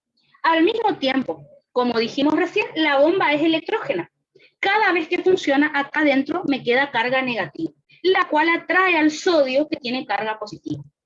Eso es gradiente eléctrico o de voltaje. Entonces, en síntesis, la bomba de sodio-potasio ATPasa, al funcionar, crea un gradiente electroquímico de sodio. Eso es lo que hace que el sodio entre a favor de su gradiente químico y su gradiente eléctrico. Y ahí viene lo más importante. El sodio, al entrar, gracias a su gradiente electroquímico, esto es aprovechado por la otra sustancia para ingresar con él, ¿verdad? Pero en contra de su gradiente. Como dicen en Brasil, sería algo así como carona. Es una palabra que en Argentina no hay. En Argentina es tipo hacer dedo, que nos lleven, ¿verdad? Entonces, ¿qué es lo que hace esta otra sustancia? Aprovechando que el sodio está entrando a favor de su gradiente, ingresa junto con él, pero en contra de su gradiente. Porque esta sustancia sola no podría ingresar en contra. Aprovecha que el sodio está entrando para entrar con él. ¿Ah? Sería carona en Brasil o hacer dedo en Argentina. ¿Está? Necesito saber si me entendieron lo que dije, porque así tal cual le tienen que explicar al profe. ¿Ah? Eso es transporte acoplado, entonces. No se preocupen que tienen escrito ahí, pero el tema es que lo entiendan, porque eso lo tienen que explicar. A ver, miro acá. Entonces, ya vamos a seguir haciendo el dibujo. Acá está lo que yo les decía. A ver, ¿sí? Y siempre que entra o sale sodio va a arrastrar agua, sí o sí. Exactamente. El sodio siempre que se mueva arrastra agua. De vuelta, obviamente lo repetí ya, pero lo vuelvo a decir. El agua no va a ingresar por la misma proteína que el sodio, va a usar su camino. ¿Ah?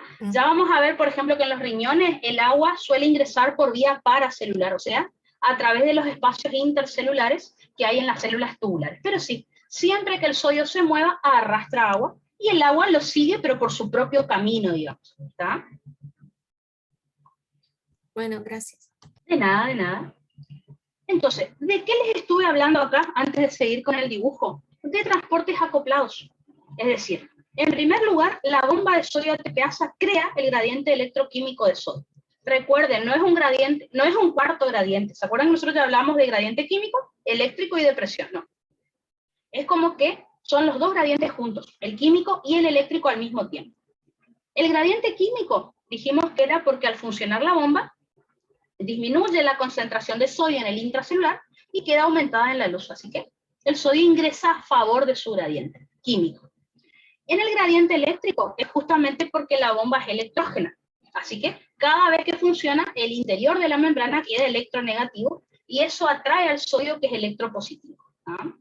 Así que el sodio entra a favor de su gradiente eléctrico en este caso.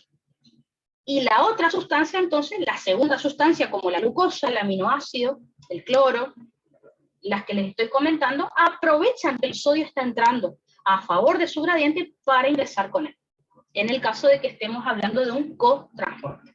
¿Ah?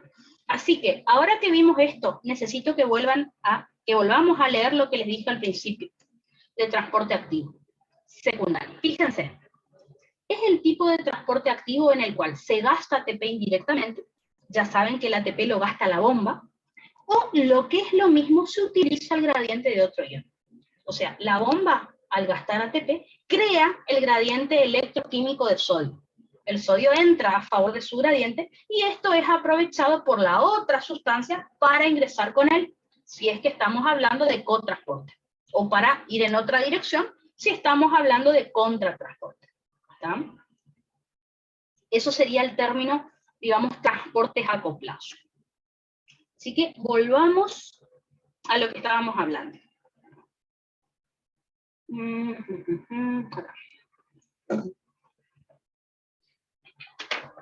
De paso, por ejemplo, cuando estudiemos el renal, vamos a ver que a su vez el sodio que ingresa acá también puede pasar hacia la sangre por la célula, por la misma bomba también.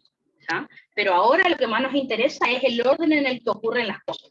Primero se activa la bomba, ella crea el gradiente electroquímico de sodio, lo cual hace que el sodio ingrese a la célula a favor de su gradiente, y esto es aprovechado por la otra sustancia para ingresar junto con el sodio, pero en contra de su gradiente, ya sea glucosa, aminoácido o las otras sustancias que les comenté.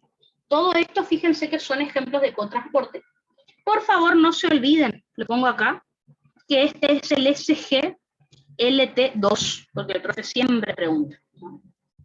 Ese es el único que tiene nombre propio, digamos. ¿No? Perfecto. Recién me preguntaron, ¿el sodio arrastra agua? Sí. Recuerden que tanto el sodio como la glucosa arrastran mucha agua, pero el agua no va a pasar por acá. El agua suele pasar por acá, ¿ven? ¿Se acuerdan? Esto dijimos que era vía transcelular cuando atravesábamos las dos membranas. En cambio, por acá, por el espacio intercelular, era vía paracelular. Obviamente todavía no vamos a hablar del agua, pero eso es lo que va a ocurrir. O si no, puede ser por una acuaporina, de última. Si no es por acá, es por una acuaporina por donde va a pasar el agua, pero sí arrastrada por el sodio y por la glucosa, por ejemplo. ¿Ah? Voy a hacer del otro lado, acá, de este otro lado, el contratransporte. Entonces, un ejemplo de contratransporte que yo les mostré, transporte activo secundario, era el contratransportador sodio-protón. ¿Se acuerdan? ¿Cómo me doy cuenta que es contratransporte? Porque el sodio está entrando a la célula y al mismo tiempo el protón está saliendo. El mecanismo por el cual ocurre el contratransporte es el mismo que expliqué acá. O sea, la bomba se activa, genera el gradiente electroquímico de sodio, y eso hace que el sodio ingrese a favor de su gradiente electroquímico. Al mismo tiempo, esto es aprovechado por la otra sustancia, que en este caso es el protón, para salir, pero en contra de su gradiente. O sea, la única diferencia en la explicación es que los cotransportes, las sustancias van para el mismo lado, y en el contratransporte van para diferentes lados. Pero el mecanismo en sí es exactamente el mismo. ¿Tá? Lo de la bomba que explicamos recién se aplica acá. ¿Tá? Ahora, me está faltando explicarles un contratransportador que también encontramos acá en riñón, que es el contratransportador cloro-bicarbonato.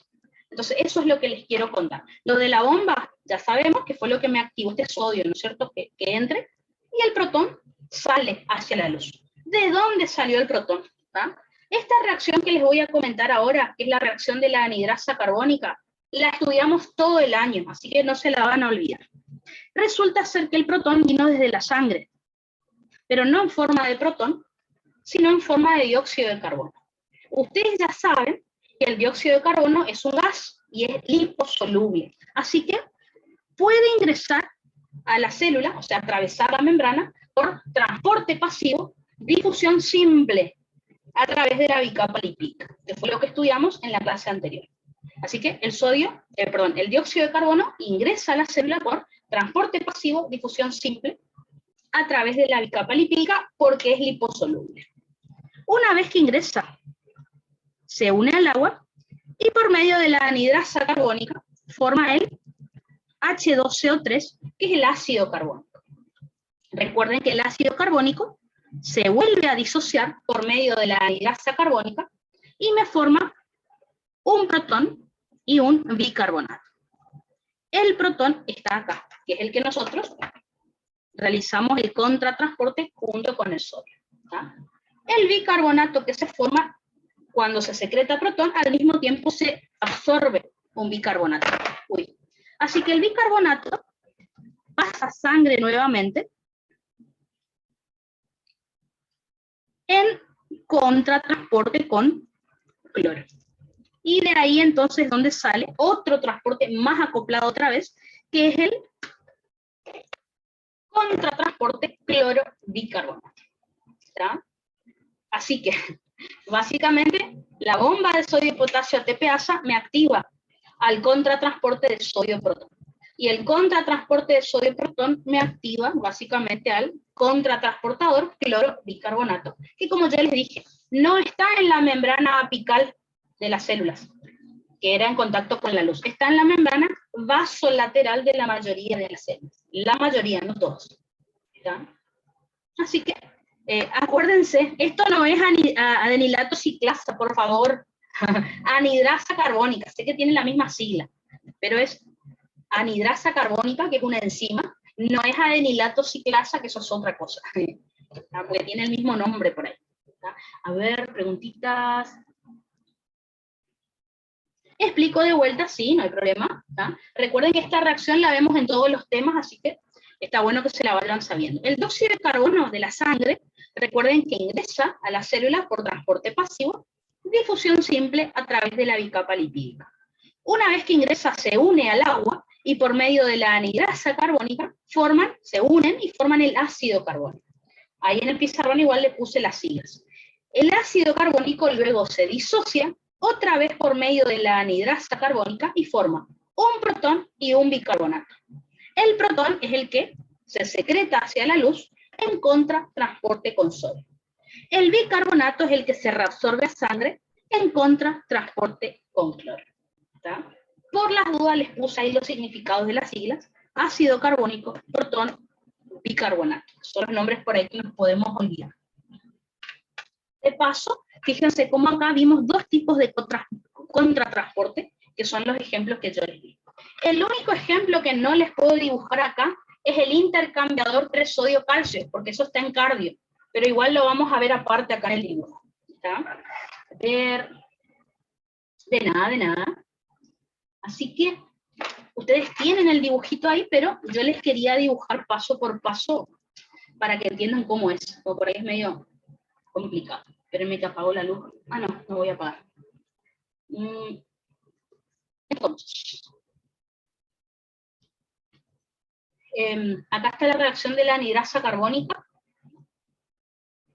Acá les puse los significados por las dudas. Acuérdense que AC es anhidrasa carbónica, H2CO3 ácido carbónico, después tenemos el HCO3 con carga negativa, bicarbonato, y la H con carga positiva, protón o hidrogenio, como a ustedes les guste. Y acá entonces está todo lo que dibujamos recién. Utilicé a modo de ejemplo los riñones. Obviamente, aclaro, todos estos transportes no están en el mismo túbulo. Por ejemplo, ya vamos a estudiar en renal, glucosa y aminoácido están en túbulo proximal, el cotransportador sodio-cloro dijimos que estaba en la primera mitad del túbulo distal, en la mácula densa, este está en el asa de Henle, este está en túbulo proximal y asa de Henle, o sea, diferentes lugares, pero los puse todos juntos, nada más. Como para que repasemos los transportes. Bueno, y acá está lo que decíamos de transportes acoplados. Un ejemplo que me está faltando de contratransporte es el contratransportador sodio, 3-sodio-calcio, o también llamado intercambiador 3-sodio-calcio. Este intercambiador lo encontramos en la membrana plasmática del músculo estriado cardíaco. Yo sé que no estamos en cardio, pero el profe lo pregunta en primera porque es transporte, así que es lo que vamos a tener que estudiar. Así que vamos a hacer ese dibujito y les explico el por qué lo tienen que saber acá. Vamos a hacer algo de cardio, un poquito nada más para que ustedes lo entiendan. Entonces, vamos a suponer que yo voy a dibujar acá la membrana plasmática de una célula de músculo estriado cardíaco. Recuerden que las membranas plasmáticas de estas células, cada cierto tramo, presentan una invaginación profunda que se llama túbulo T. ¿Está? Justamente porque, en teoría, tiene la forma de una letra T, pero bueno, los fisiólogos le encuentran forma a todo. Así que, membrana plasmática o sarcolema. Después acá tenemos el intracelular y acá tenemos el extracelular. Bueno, este intercambiador 3-sodio-calcio que yo les cuento se encuentra en la membrana plasmática de esta célula, de músculo estriado cardíaco. Recuerden que es un transporte activo secundario, en donde entra 3-sodio a la célula, obviamente a favor de su gradiente, y al mismo tiempo sale un calcio. Intercambiador 3-sodio-calcio o contratransportador 3-sodio-calcio. Obviamente, para que este sodio pueda ingresar a favor de su gradiente, ya dijimos, primero tiene que funcionar la bomba de sodio-potasio ATPasa, así que se encuentra en la misma membrana también. Acuérdense, la bomba de sodio-potasio ATPasa saca 3 sodios de la célula al mismo tiempo que mete 2 potasios. Entonces, fíjense, el sodio que saca la bomba es el mismo que luego va a activar al intercambiador. ¿Ven ahí? Así que es recontra acoplado también este transporte. Bastante fácil hasta ahí. La pregunta que el profe les va a hacer es la siguiente. Hay unos fármacos, que son los digitálicos, estoy hablando de la digoxina y la digitoxina, que las dimos en cardio, que me afectan a estos transportes que yo les estoy mostrando. Entonces acá está lo normal. ¿Qué pasaría si yo al paciente le doy un digitálico? Los digitálicos, es decir, la digoxina y la digitoxina, inhiben a la bomba. ¿Está? Específicamente se unen a los sitios activos del potasio. Entonces, los digitálicos compiten, digamos, con el potasio, se unen a su sitio activo. Como el potasio no se puede unir a la bomba y la bomba no se activa. Entonces, miren lo que voy a hacer. Los digitálicos me inhiben a la bomba. Entonces, piensen en lo siguiente. Si yo inhibo a la bomba, ¿qué va a pasar con el sodio acá? ¿Qué les parece? El sodio acá yo no lo puedo sacar. Entonces, si yo inhibo la bomba, aumenta el sodio acá adentro, en el intracelular. aumenta la concentración de sodio en el intra.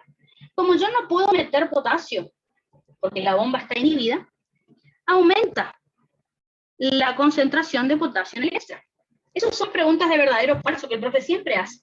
Así que seguramente las recordarán porque siempre las hace. Entonces, si el digitálico inhibió la bomba, el potasio no lo puedo sacar, me queda acá adentro. El sodio no lo puedo sacar, me queda acá adentro. El potasio no lo puedo meter, me queda acá afuera. ¿Cuál es el peligro? Piensen en esto. ¿Cuál es el peligro de que el sodio se quede acá adentro? Piensen que hacía el sodio habitualmente. El sodio arrastra agua. Entonces, ¿cuál es el peligro de que el sodio se quede acá adentro? Que me va a empezar a arrastrar agua y esa célula se va a empezar a hinchar. Entonces, se inhibió la bomba. Yo no puedo permitir que el sodio se quede acá adentro. Entonces, siempre que la bomba de sodio-potasio esté inhibida, ocurre algo muy raro, pero que está bueno, que es que el intercambiador 3 sodio-calcio se invierte. Entonces, normalmente funciona así. Normalmente mete sodio y saca calcio. Pero cuando la bomba no funciona, el intercambiador se invierte. Entonces, en vez de meter sodio, se invierte y saca sodio. ¿Por qué? Porque necesito sacar este sodio que no pudo sacar la bomba. Así que saca sodio. Esperen, vamos a borrar así no se confunde. Entonces, cuando actúan los digitálicos y me inhiben la bomba, el intercambiador se invierte. Entonces, en vez de meter sodio a la célula, lo saca, que es este sodio que no pudo sacar la bomba. Al mismo tiempo, mete calcio. El calcio ingresa a la célula. ¿Para qué necesitaría calcio esta persona que está tomando digitálicos? Recuerden que el calcio sirve para la contracción muscular. Yo les comenté que las personas que necesitan digitálicos como tratamiento son las que tienen insuficiencia cardíaca. Es decir, que su corazón no tiene la fuerza suficiente para bombear sangre. Fíjense, yo al darle digitálico al paciente, provoco que entre más calcio en las células cardíacas del paciente. Por lo tanto, el corazón del paciente se va a contraer mejor y va a bombear más sangre. Espectacular el mecanismo. Si ustedes quieren ser cardiólogos, necesitan saber transporte. Porque van a decir, uy, qué aburrido, ¿por qué tenemos que saber esto? Oh, qué feo. Si ustedes quieren ser cardiólogos, necesitan saber transportes solutos. Necesitan saber fisiología. Aunque les parezca aburrido o feo, es re importante saber fisio para todo, ¿no? Así que en cardio, ahora en cuarto, van a tener farmacología, en quinto van a tener terapéutica. Estos fármacos, bueno, lo van a volver a ver y van a repasar otra vez los mecanismos. ¿Tá? Vuelvo a repetir entonces, los digitálicos inhiben la bomba de sodio-potasio ATPasa, lo cual me aumenta la concentración de sodio en el intracelular, aumenta la concentración de potasio en el extracelular. Este aumento de la concentración de sodio en el intra me invierte el intercambiador 3 sodio-calcio, por lo cual se saca este sodio, que no lo pudo sacar la bomba, y mete calcio a la célula.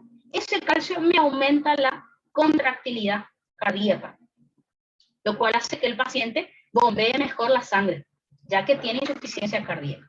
Obviamente esto no le pueden dar a un paciente sano que lo mata, pero a un paciente con insuficiencia a bajas dosis funciona re bien. Hoy en día se sigue usando este tratamiento para insuficiencia cardíaca. ¿Está? ¿Se entendió lo que expliqué? Entonces acuérdense cómo funciona el intercambiador habitualmente y cómo funciona cuando yo al paciente le doy digital. A mí me encanta este tema. A ver, ¿sí?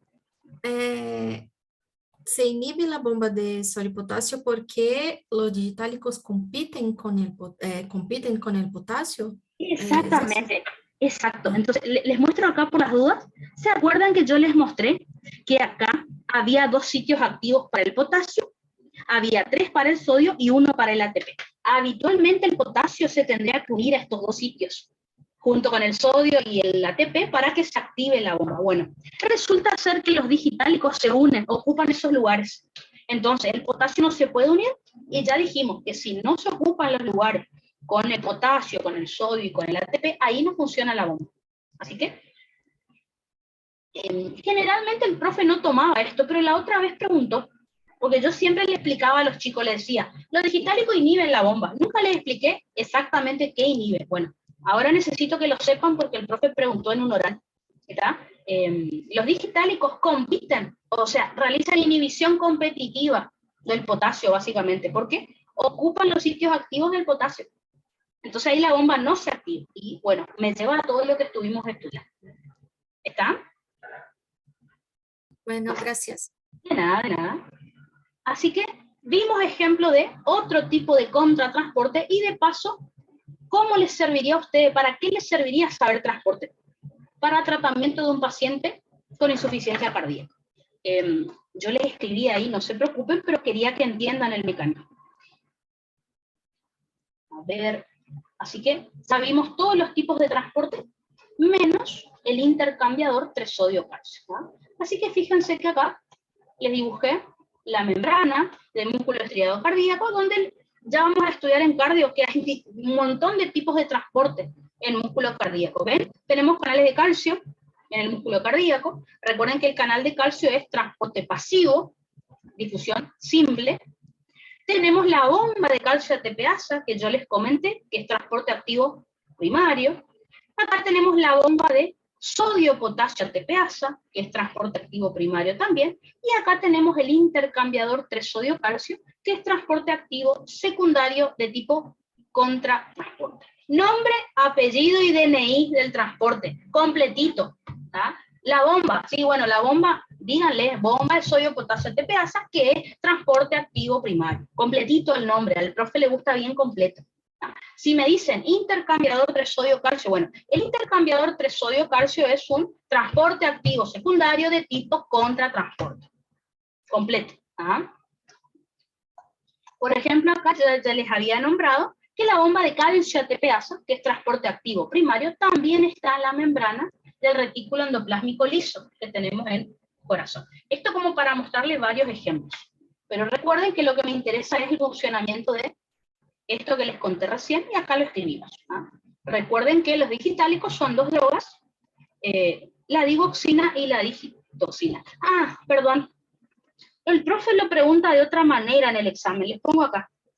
El profe una vez preguntó cuál es el mecanismo de acción de los glucósidos cardíacos. Ahí les puso en el chat y ahí los mató a todos. Los digitálicos, otro nombre que reciben es el de glucósido cardíaco. Una pregunta re fea porque era digitálicos. Entonces, digitálicos o glucósidos cardíacos es lo mismo. ¿no? Anótenlo por ahí. Dijimos que sirven para el tratamiento de la insuficiencia cardíaca. ¿ah? Ya vamos a ver en cardio, pero la insuficiencia cardíaca es cuando el corazón no puede bombear una buena cantidad de sangre, no puede mantener un gasto cardíaco adecuado. Entonces yo le voy a dar esta droga para que el corazón bombee mejor. Como les dije, el mecanismo de acción es inhibir a la bomba. Esto me aumenta el potasio en el LEC, me aumenta el sodio en el LIC. El aumento del sodio en el LIC, recuerden que me invertía el intercambiador, el cual saca el sodio, que no lo pudo sacar la bomba, y mete calcio. El calcio es el que me aumenta la contractilidad cardíaca.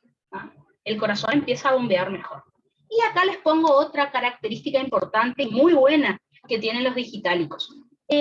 Si la bomba no funciona, no gasta ATP, entonces disminuye el gasto de ATP. Si disminuye el gasto de ATP en el corazón, disminuye la síntesis de ATP por las mitocondrias. ¿Qué quiere decir esto? Que no se gasta tanto oxígeno en el corazón. Disminuye el consumo de oxígeno en el miocardio. Para que entiendan lo buena que es esta noticia, es como que yo les diga que un auto anda más rápido sin gastar tanta nafta. Y ustedes me van a decir, ¡ay, qué lindo! Mi auto anda un montón de kilómetros y no gasta tanta nafta. El corazón del paciente se contrae mejor sin gastar tanto oxígeno. Imagínense que un paciente con insuficiencia cardíaca, sus tejidos necesitan oxígeno. Entonces, ¿qué hago con esta droga? El corazón del paciente trabaja mejor sin gastar tanta energía. Fíjense qué espectáculo que es esta droga. ¿ah? La verdad que es muy buena. Se sigue usando siempre. ¿no? Así que saben transporte y fíjense cómo saben el tratamiento de un paciente en cardio, que ya lo vamos a volver a repetir. ¿ah? Perfecto, entonces. Perfecto. Entonces,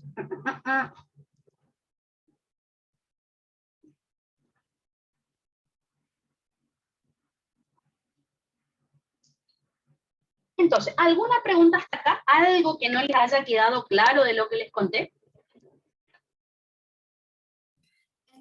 Yo tengo dudas sobre un concepto que no sé si se encaja ahí, pero el concepto de carga neta, ¿qué sería? Porque yo me confundo. Perfecto. La palabra neta, para traducir, significa total. Entonces vamos a ir un ratito a ese término que lo dimos hace un rato, a ver dónde está acá. Nosotros hace un ratito vimos una de las funciones que tenía la bomba de sodio-potasio ATPasa. Es decir, la bomba de sodio-potasio ATPasa era electrógena. ¿Qué significa eso? Que saca una carga neta positiva hacia el extracelular. ¿Qué significa la palabra neta? Para entender, significa total. ¿Por qué uso la palabra total acá? Porque ya hice la resta entre las cargas que saca la bomba y las cargas positivas que mete la bomba. Entonces, si yo hago una resta, es decir, cada vez que funciona la bomba saca 3 cargas positivas, que son los 3 sodios que saca, y al mismo tiempo mete 2 cargas positivas, que son los 2 potasios que mete la bomba. Si yo hago la resta, ¿cuánto me da el total o la carga neta? Me da 1, una carga positiva.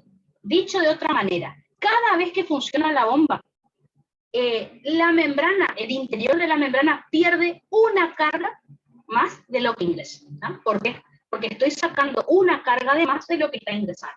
Así que, traducido, cada vez que funciona la bomba, el interior de la membrana pierde una carga total, digamos, porque ya hice la resta entre estos dos términos. ¿No? Así que, cada vez que la bomba funciona, se pierde una carga total del interior de la membrana, y el exterior de la membrana gana esa carga. Por eso el exterior de la membrana queda con carga positiva, y el interior de la membrana, como pierde esa carga positiva, queda con carga negativa. Así que, traducción, la palabra neta significa total, digamos. ¿Ah? Bueno, gracias. De nada, de nada.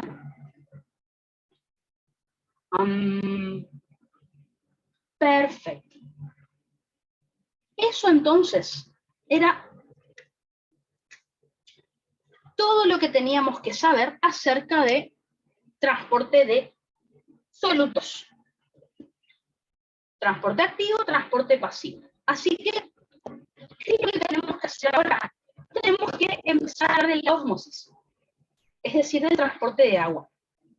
Pero una de las cosas de las que tenemos que hablar primero son las características y las propiedades del agua, para después poder empezar a hablar de ósmosis. ¿Tá? De paso, esta es una de las preguntas del bolillero, ¿tá? Características y propiedades del agua. Entonces, recuerden ustedes que dijimos que los líquidos corporales generalmente eran soluciones, ¿no es cierto? Es decir, solutos disueltos en agua. Así que el agua forma tanto parte del intracelular como del medio interno, es decir, del extracelular. Así que, ¿cuáles van a ser las características del agua? La verdad que esto es puramente teórico, que bueno, van a tener que memorizarse algunos datos que se los van a contar al profe. Recuerden que la molécula de agua está formada por 2 átomos de hidrógeno y 1 de oxígeno, unidos por enlaces covalentes. Los enlaces covalentes son bastante débiles.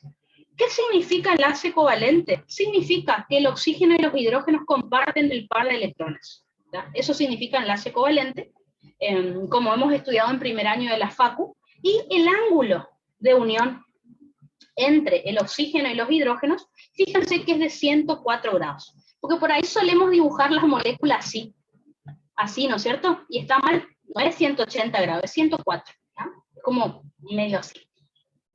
De memoria, pero hay que decírselo al profe. ¿Ya? ¿Qué otra característica tiene esta molécula de agua? Y esto ya creo que lo saben, pero les vuelvo a repetir. Dijimos que el agua es neutra. ¿Por qué? Porque no tiene carga. Es decir, los protones, que tienen carga positiva, y el oxígeno, que tiene carga negativa, se neutralizan entre sí. ¿Ah? Por eso decimos que el agua es neutra, y también habíamos dicho que esto me explicaría también la ley de electroneutralidad, en donde dijimos que los líquidos corporales no tienen carga. ¿No? También. Pero sí es polar. ¿Qué significa que es polar? Que la densidad de electrones se distribuye asimétricamente. O sea, acuérdense que los electrones son cargas negativas. Los electrones son más atraídos transitoriamente hacia el lado del oxígeno. Por eso decimos que el oxígeno tiene una carga transitoria o una carga parcial negativa, ¿ah? Porque los electrones están más cerca del oxígeno que de los hidrógenos, ¿ah? Por eso los hidrógenos tienen carga parcial positiva, ¿ah? Porque las cargas negativas son más atraídas hacia el oxígeno. Así que cuando solemos dibujar esto, lo dibujamos de la siguiente manera, ¿ah? ¿Ven? El oxígeno con carga negativa y la nube de electrones está más cerca del oxígeno y no tan cerca de los hidrógenos. Por eso tienen carga positiva. Pero como se neutralizan entre sí, por eso el agua es neutra, no tiene carga, ¿no? Ahora, eso es en cuanto a una molécula de agua. Ahora, ¿cómo se unen las moléculas de agua entre sí? Entonces, acuérdense, hidrógeno y oxígeno se unen por enlace covalente, pero una molécula de agua con otra se unen por uniones puentes de hidrógeno o UPH, como ustedes ya saben. Para romper la unión entre dos moléculas de agua se necesitan temperaturas muy altas, o sea, prácticamente hervir el agua para que se rompan estas uniones. Lo mismo también se suelen romper cuando en el agua disolvemos sales iónicas, como por ejemplo el cloruro de sodio, ¿tá? Así que esa sería una de las características. Gracias a estas uniones puente de hidrógenos muy potentes, es que el agua se encuentra en estado líquido a temperatura ambiente, ¿tá? ¿Cómo sería entonces esta unión puente de hidrógeno? Es cuando el protón de una molécula de agua se une al oxígeno de la molécula de agua de al lado. De ahí forma como si fuera una red. Mi dibujo acá horrible, pero bueno, es como una red de pesca, algo así. Es el entramado de las moléculas de agua, ¿no? Bueno, importantísima la información que les doy. El agua ya sabemos que se encuentra en 3 estados, sólido, líquido y gaseoso, ¿tá? Ahora, eso es en cuanto a las generalidades, en cuanto a la estructura que tiene el agua. ¿Cuáles son las propiedades del agua? Ya sabemos que el agua es el solvente universal, porque prácticamente me disuelve a todos los solutos, excepto a los liposolubles, obviamente. Las sustancias que son liposolubles o hidrofóbicas no se pueden disolver en agua, ¿no? Así que en base a si una sustancia se puede o no disolver en agua, por eso tenemos sustancias hidrofílicas o hidrosolubles, que se disuelven bien en el agua, por ejemplo las sales iónicas como el cloruro de sodio, que es el que más estudiamos. Y por otro lado tenemos a las sustancias hidrofóbicas o liposolubles, que no se disuelven bien en agua, como por ejemplo lípidos, como por ejemplo, no sé, ¿se acuerdan la bilirrubina indirecta? No se disuelve bien, ¿no? Hormonas, esteroides, tampoco se disuelven bien. Todo lo que sea liposoluble no se disuelve bien en agua. Ahora, dijimos que las sales iónicas como el cloruro de sodio sí se disuelven bien en agua. ¿Qué significa que el cloruro de sodio se disuelve o se solvata en el agua? Que si yo coloco cloruro de sodio, o sea, sal en agua, vieron que yo puedo revolver y en un momento dejo de ver la sal. ¿Por qué? ¿Qué fue lo que pasó? Lo que pasó es que el cloruro de sodio se disocia y se forma sodio por un lado, átomos de sodio, y átomos de cloro por otro lado, que quedan rodeados por moléculas de agua. Fíjense de esta manera. El sodio queda totalmente rodeado de los oxígenos, que tienen carga negativa, ¿tá? Y ahí es cuando se encuentra hidratado o solvatado. Con el cloro pasa lo mismo. El cloro queda completamente rodeado de los protones, que forman parte de esas moléculas de agua, y ahí es cuando está totalmente hidratado o solvatado. Si recuerdan, cuando hablamos de los canales de sodio, yo les dije que el sodio casi siempre está así, hidratado en los líquidos corporales. El cloro también, ¿está? Atraen mucha agua, arrastran agua por este motivo. La carga positiva del sodio atrae al oxígeno, ¿no?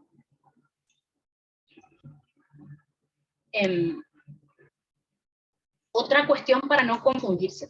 Vuelvo a repetir. El oxígeno y los hidrógenos están unidos por enlace covalente. 2 moléculas de agua están unidas entre sí por uniones puente de hidrógeno y el sodio y el cloro están unidos entre sí por medio de fuerzas electrostáticas. A mí la verdad que no me interesa que sepan eso, pero el profe por ahí pregunta y quedamos así como, no tenemos idea. Y acuérdense, bueno, que el cloruro de sodio tiene forma de cristal, ¿no es cierto? Como algunas características. Así que, primer propiedad del agua es que es un solvente universal. Otra de las propiedades del agua es la densidad. ¿Qué es la densidad? Vamos a decir que es la cantidad de sustancia que yo tengo por centímetro cúbico de superficie. ¿Tá? ¿Cuáles son los valores de la densidad del agua? El agua, en su estado líquido, es lo que se toma como base para comparar con otros líquidos corporales que nosotros tenemos en el cuerpo. Entonces, se sabe que el agua, cuando está en su estado líquido y gaseoso, presenta una densidad de 1 gramo de agua por cada centímetro cúbico de superficie. ¿Tá? Pero fíjense que el estado sólido, o sea, el hielo, tiene una densidad más baja que el agua, de 0,9 gramos por centímetro cúbico. Esto explica por qué el hielo flota en el agua, o por qué los icebergs flotan en el océano. ¿Ah? Es porque el hielo tiene menor densidad que el agua y por eso flota. ¿Ah? Para que tengan un ejemplo, dijimos que el agua tiene 1 gramo por centímetro cúbico de densidad. El plasma, por ejemplo, tiene apenas un poco más de densidad que el agua. Fíjense, 1,050 a 1,060 gramos por centímetro cúbico. La orina más o menos tiene lo mismo. Una densidad apenas más alta que el agua. ¿De qué va a depender la densidad que tenga el agua? Depende de los solutos que tenga disueltos en la solución. O sea, cuanto más solutos tenga disuelta el agua, más densidad va a tener. ¿Tá? Por ejemplo, una situación, por ejemplo la orina. Una situación en donde la orina aumenta mucho su densidad es la diabetes, porque el paciente pierde mucha glucosa, o sea, en la orina del paciente va a tener mucho soluto y se vuelve más densa, digamos. Pero si no, en general, no afecta mucho su densidad. No es lo mismo, y esto quiero que lo diferencien, no es lo mismo densidad que viscosidad. Por ahí, antes de estudiar fisiología, una sustancia densa o viscosa, decíamos, no. En fisiología no es lo mismo. ¿Ah? ¿Qué es la viscosidad, que se simboliza con la letra B corta? Vamos a decir que es la resistencia al desplazamiento del agua en este caso. ¿Tá? ¿Qué quiere decir esto? Ejemplo fácil. Yo me sirvo un tereré ahora. ¿Ah? El agua que está pasando por este recipiente, por este tubito hueco, genera fricción contra el recipiente. Es decir, la fricción es cuando yo agarro mis manos y hago esto. Fricción o roce o cizallamiento es lo mismo. Recuerden que el profe utiliza mucho la palabra cizallamiento. Entonces, ¿qué estoy queriendo decir? Que cuando el agua está pasando por algún recipiente cilíndrico, puede ser un vaso sanguíneo, no sé, ¿tá? Genera cierto roce o cierta fricción o cierto cizallamiento, que esto me va frenando un poquito el agua. ¿Está? Eso es la viscosidad. Para que tengan un ejemplo, se tomó el agua como el punto de base para comparar con otros líquidos corporales. El agua tiene una viscosidad de 1 centipoise. Cp significa centipoise, que es la unidad en la que se mide la viscosidad. ¿Ah? El agua tiene 1 centipoise.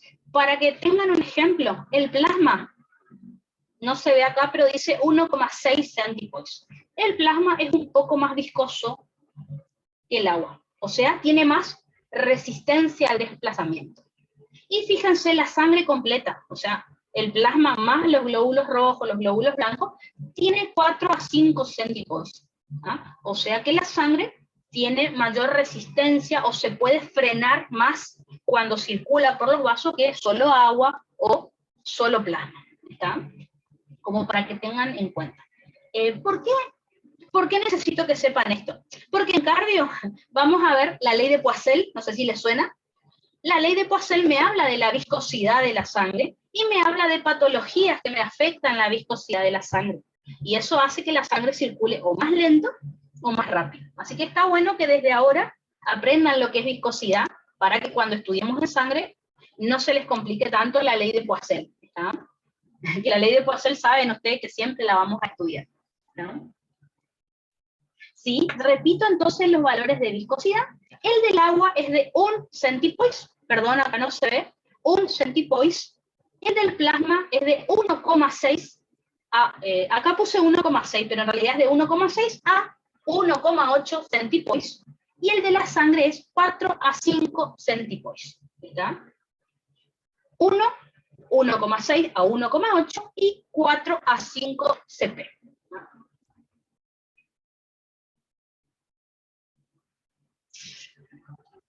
Perfecto, entonces. De nada, de nada.